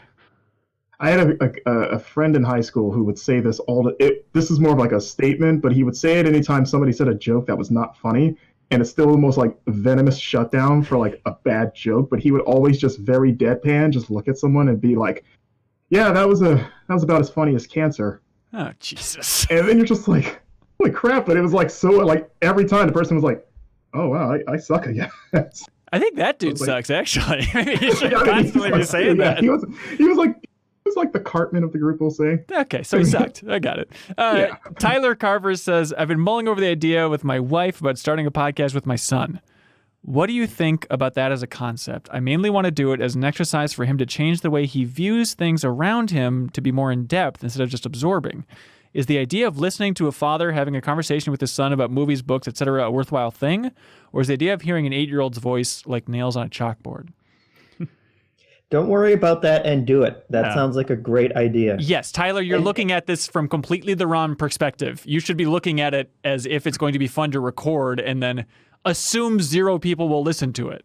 Mm-hmm. Exactly. Do it for you and your son before anybody else. Yeah. Yes, and I absolutely love that lesson of instead of just consuming content, get them into the habit of creating content instead. Right. And then you can call in at the end of the month for MinnMax and we can podcast together. And that'll be great. What's the worst that can happen? Travis McGaughey says, hello, Hen Banson and the Nimzammers. He reversed it, everybody. In the fake but should be real Smash Brothers style Pixar fighting game, who is your main and what's your favorite stage? I thought of Randall from Monsters Inc. Ooh, invisibility. He's fast too. He seemed like a good troll character. Just hide from everybody. Oh. He'd probably crawl everywhere. He'd probably be pretty slippery to get your hands on. I'm annoyed by the concept of fighting Randall. Absolutely. Oh, that's a good one, man. The first instinct is like, oh, I want Woody, of course, because his animation is so fun. I want to see that. And the drawstring, I think you could do fun things with. Yeah, that's he's going to be the Mario, but he has to be there, but no one's going to play as him, But think, his drawstring's a great recovery, at the B up. He can use it to, rope back onto the stage and stuff. But then you think, this is incredible. I mean, of course. Yeah. Yeah. Done deal. If you can get over salivating at the screen. Yeah, sure. I would go Jack. Oh, interesting. Because he has 50 abilities, right? Just the OP. I guess so. He kind of be like Kirby. I think he would have 50 abilities, but they would be random whenever you the button. So it would be just as chaotic for you too. Ooh, that is a very fun idea. Would he just be would he be carried by one Mr. or Mrs. Incredible, or would it just be his small body bouncing around? He would just be by himself, yeah. Okay. Yeah. The stage would be the Axiom stage, because that would basically be a nice straightforward Star Fox style stage with just the Axiom ship in the background from WALL-E. Oh, interesting. Ooh. Yeah, that's good. That's good. I still was on the Incredibles train of thinking about okay, what about getting to the secret base and having those doors that open and close? That'd be a cool kind of episode 1 style thing where there's just segments where those doors will open and close all the time and you're stuck with different people at different times. Yeah. Yeah, I think visually the Land of the Dead from Coco would be really cool. Oh, yeah, yes, awesome. Absolutely. Ooh. I also just, it's not one I don't think we maybe would immediately go to, but I think Merida would make an awesome Zelda style fighter. She could sword and bow and arrow and stuff like that, and she'd look awesome. Yeah. I'd be all about that. Also, another stage that'd be cool is the underrated Demolition Derby sequence from Cars 3. The good part of that movie. That's right. Yeah, exactly. Yeah. Other than when Lightning McQueen says life's a beach and then you drive. Everybody knows that's the highlight of Cars 3.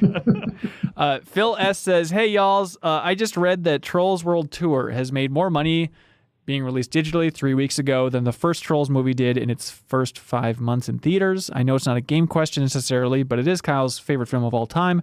So what do you think of that news? Is this the start of a new shift in how movies are released? I mean, yeah, like this is an isolated incident. I think there's no denying that. That it was novel that this movie that normally would have been in theaters is available in the home.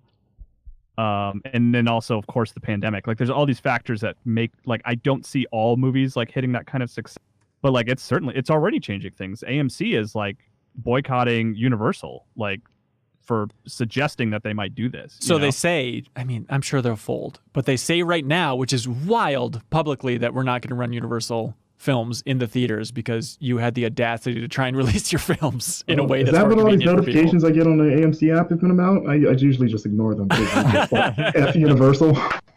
Yeah, basically. Yeah.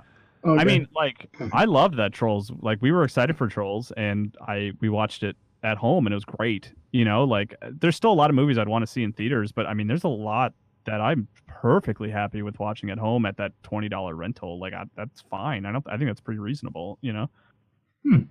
Yeah, I mean, it is. We're going to see the consequences of this for a very long time in Hollywood. It is bizarre, but yeah, the idea of AMC. Yeah, I was thinking about it just to wrap games.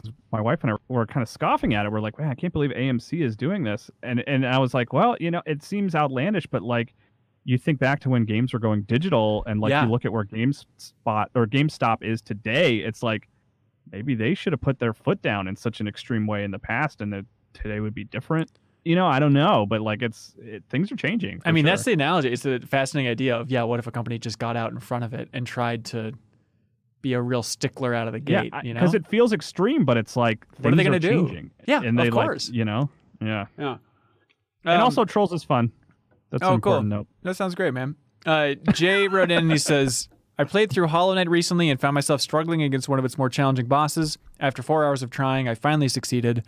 But this got me thinking. I spent my entire life playing video games, and they can still be seriously challenging. But if I took someone who had little to no experience playing video games, locked them in a room with a Sekiro save game at the final boss, and did not let them out until they beat the boss, how long would it take? Is it possible they would never succeed? I mean, I've been stuck on a boss in Sekiro for about a year now, so exactly. And I'd imagine, yes, you're an expert. Can you imagine little to no experience playing games? Like, okay, let's just say, Kyle, your dad, did he play some baseball games or something? No. Okay. Jeff, has your mom ever played a game? Not since the Super Nintendo days. Oh, that's fine. If you lock her in a room with the final boss, the Sekiro, and you know you're feeding her and all that stuff, but how long would it take? Would she ever get out? I don't think she would. I don't know. I mean, the big factor of that is how quickly would someone give up, essentially. Suicide?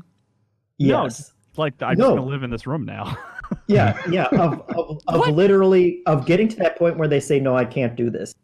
And even if you had someone who was 100% committed to figuring it out, I think the dual analog sticks are a way bigger barrier than any of us give it credit for. Yeah, but if you were locked in prison and there was only one way out, I don't think anybody would give up. She would give up, and then like 3 hours would go by and she'd be so bored that she'd have to keep trying it. Is she not allowed to leave, so she doesn't? That's right. She's locked in this room. That's what this sick letter is. This is the movie. This is the movie Old Boy, but with Sekiro. Yeah. It's called Old Mom. Yeah, instead of a brick wall to punch, you have to play Sekiro. I feel like my experience, like you said, is with teaching anyone that's never played games is the sticks, like learning how to control dual. Like, hey, this moves the camera. Like it's impossible. You know, it's so hard to grasp for someone that's just so blind. And especially a game like Sekiro. Yeah. I mean, I think at some point you can say like, well, you can think, they're going to get a hang of it.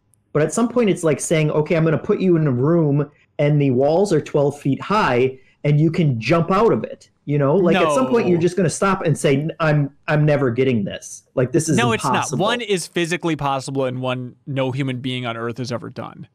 I mean, chiseling a hole through the wall to escape is physically possible. They might find that easier than beating Sekiro. I think. Okay, let's take Jeffem's mom. Let's take her. Where does she live? No, let's take her as an example here. With the final boss in Sekiro, I think it's like 7 months, and she would beat it. Man, I don't know if you had locked me in a room at the final boss of Sekiro without having played the rest of the game. Yeah. I think it would have taken me months. Are you serious? Yeah, dude, that end boss is brutal. Like, it took me forever, and it took me playing the whole game leading up to that and learning every small, strategy on the way there to even be able to complete it at the end. Yeah. You know? So what's your number? It wouldn't be 7, but it would probably be like 2 or 3, 2 months? No. Okay, what's your number for this hypothetical, though? Oh, I think like around that 7, 8. I think longer, honestly. Like, especially if we're using Sekiro as an example. So, Jeffem's mom, this would be over a year and a half? Yeah. Yes. Yeah. And she'd be losing her mind, begging for Jeffem to help save her? You're also talking about someone in their, late 50s. Your mom's in her late 50s? Yeah. I didn't know she was that young. That's shocking to me. You're an old my lad. mom's in her 50s too. Late 50s, maybe early 60s. Okay. Either way, though, you're almost in your 50s. I don't understand this timeline. There are physical limitations there that I don't think you're recognizing. So what's your number? How long has it taken her? I'm saying never. She would die. I feel like die in that room. I feel like that person would have to be on constant suicide watch. Yeah. And we pay for the honor of playing these games. One of the best games of 2019. All right. Hey, boy, James Baldwin. This was in regards to apparently the internet is outraged over some things in Last of Us Part 2. I'm not familiar with anything beyond anything too specific here. But James Baldwin says, why is it that in comparison to the rest of media and art, quote-unquote nerd media is so resistant to change? Actual story okay, boof, I'm blowing it. Resistance to change, actual story consequences, or anything shy of giving the fans what they want. There is such a limited view on who and what are allowed in these stories, and as soon as it's challenged, people go absolutely insane. I know you don't want to just antagonize some of your audience, but how do you guys feel about fan entitlement and its impact on gaming? I think being a nerd, in general, that means that you're really into something, like you're passionate about something, which means you like it enough to be 100% into it.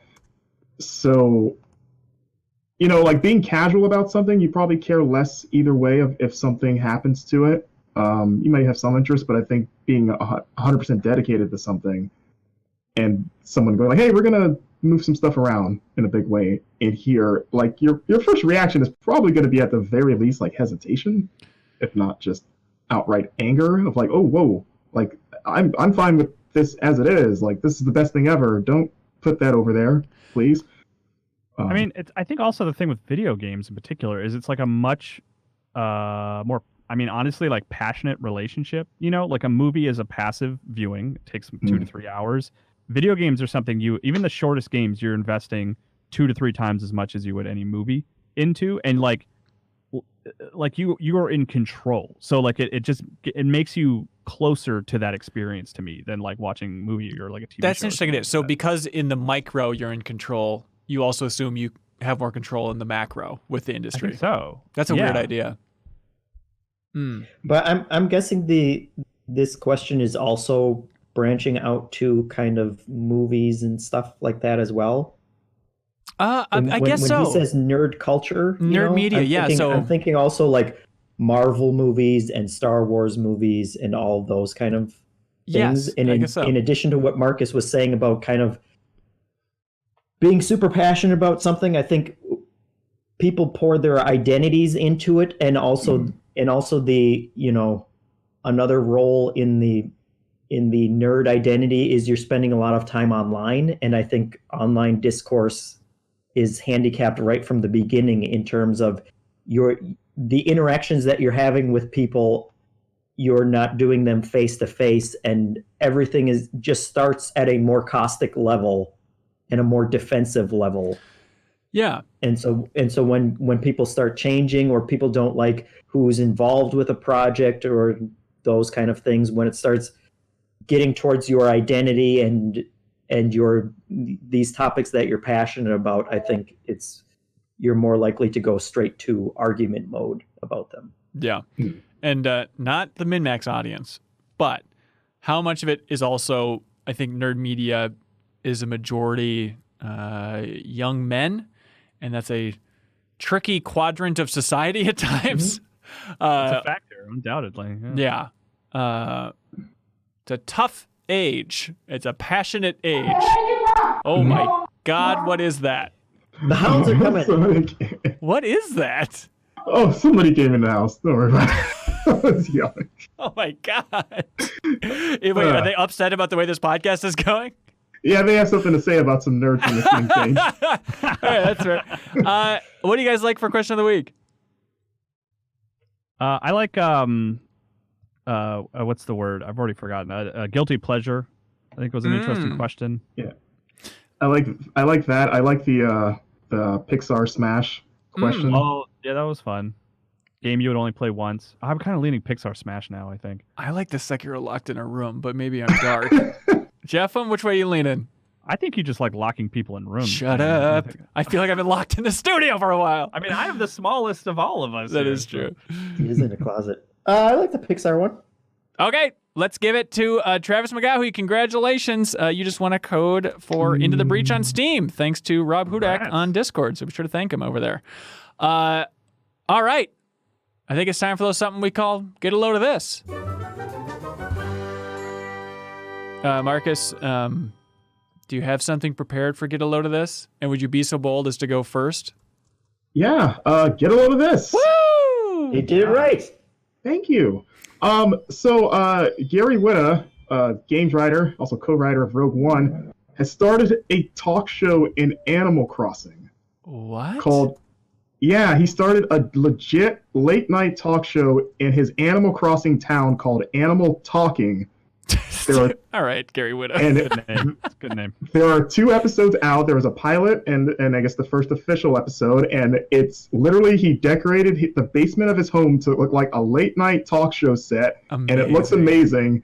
He has a drummer who was another person on, I guess, the stream, who is like, I guess, the in-house band. He just sits at the drum and emotes and talks. Oh my God. He has legit celebrities come in to his town and sit down on his couch, and he just conducts a talk show in Animal Crossing. Like the pilot, I think it had Naomi Kyle on. Okay. And it's one of the cutest and most brilliant things I've seen in recent. It's one of those ideas that's so good you almost kind of kick yourself, like, why didn't I think of that? I'm now very outraged that I didn't think of that. It's brilliant. Like it's on his YouTube channel, and I think he streams it on Twitch. Okay. But, I haven't seen a full episode. I've seen chunks of it, but it's amazingly well done, and just another reminder of just the amazing things you can do with that game. Yeah, I love the idea of him in the middle of this interview. Suddenly it's like, villager incoming, and it just goes to like the plane landing sequence because more people are coming in. It's like, oh no, now they have to leave. It's just what a terrible interruption. That's a great one. Jeff, do you have one? Yeah, get a load of this. It's not as good as that.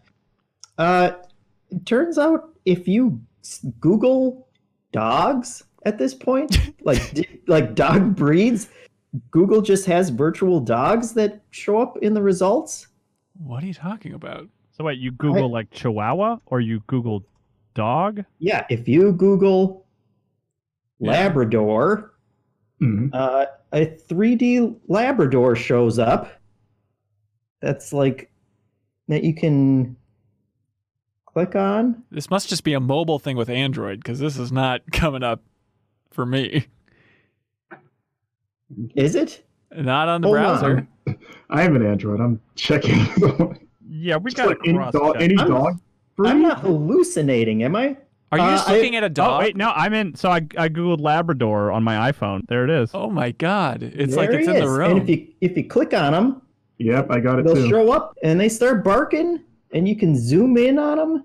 Weird. It's another, man, I'll be Nintendo damned. just changing everything. Yeah. Nintendo. This is the future. I love that. That's very So confusing. get a load of that. Hey guys, get a load of this. This developer from The Initiative, Microsoft's mysterious new studio that everybody's been trying to figure out what are they working on. Is it old stuff? Is it new stuff? A developer left, but he updated his LinkedIn profile with these details. He's an expert in blueprint programming in Unreal Engine 4. He's a scripter, technical designer, gameplay designer, systems designer, responsible for supporting level designers, system designers, engineers with scripting needs. Also at The Initiative, he designed and scripted various weapons, gadgets, and a camera surveillance system for an unannounced project. Responsible for scripting and creating various world interactables and gameplay objects such as doors, destructibles, hazards, triggers, and more. So this only means one thing, ladies and gentlemen. They have to be working on Perfect Dark, right? I feel like we're inching closer. Perfect Dark does have doors. You're right. And hazards. But the weapons, gadgets, and camera surveillance system, I mean... That's the laptop gun. Yeah, he's the one responsible for the laptop gun. It's a Five Nights at Freddy's shooter. Yeah, you never know. But I still have my fingers crossed. I worry that they're going to be embracing some third-person story experience from Perfect Dark, which is not what I want. I want wacky multiplayer Perfect Dark, but that's just me. But still fun to try and read the tea leaves and figure out what The Initiative is working on, and fingers still crossed. But Kyle, you got one? Yeah, I got a quick one. This is actually, I don't have the person who sent it to us, Hanson, I'm sorry, but they actually sent it to you and me on Twitter a few weeks ago, and it's the opening of the animated Mortal Kombat movie that released on Blu-ray on Tuesday this week. And it's like, it's WB Animation film, and it's like the standard WB Animation like logo card that appears before all the movies, where it's like it shows WB Animation and Daffy Duck comes out and he kind of runs around and he goes crazy. But the wild thing about the Mortal Kombat movie is right when Daffy Duck is finishing up his shenanigans, Scorpion opens up the panel and says, "Get over here," and grabs him by the neck and pulls him out of the frame, which is insane. It's like, what? Oh, yeah. It blew my mind that like a Mortal Kombat character was grabbing Daffy Duck by the neck and saying, "Get over here." And then Ed Boon shared it and he said, "Never thought we'd see this. Definitely a bucket list moment." It's very fun. And I think people tweeted at me because in that rapid fire with Ed Boon back at Game Informer, I handed him a fake design doc and asked him if he wanted to make a Looney Tunes fighting game. That's right. Yeah. This is how he came up with it. That's right. Yeah, it's only because of that. You got it. Now we're going to get a crossover, Looney Tunes versus MK. There it is. Any day now. Yeah. Jeff, did you ever get a load of this that you pulled from the community Discord? Yeah, we forgot last week. I know. I feel bad about it. I'm sorry, everybody. Yes. But get a load of this. This one came from J. Walter, do you regret having kids, in the Discord. That's a MinnMax inside joke. I'm sorry for my sins. He retweeted Pretty Boy Montessori on Twitter, but this Pretty Boy fellow didn't have to do much. He just asked which Onion headline do you think about the most? Oh, amazing. And basically, it's just this incredible list of people retweeting their favorite headline onions. And so I pulled a couple of my favorites out of there that had me chuckling. Yes. Classic box with cooking instructions immediately retrieved from trash. Dog's eye gunk wiped back on dog. Very good. Unidentified wooden pole leaning against garage wall. This war will destabilize the entire Mideast region and set off a global shockwave of anti-Americanism versus no, it won't. In peace. Man unknowingly purchases lifetime supply of condoms, and he looks very depressed about it. And then these last two really got me. Jurisprudence fetishist gets off on technicality, which is just brilliant.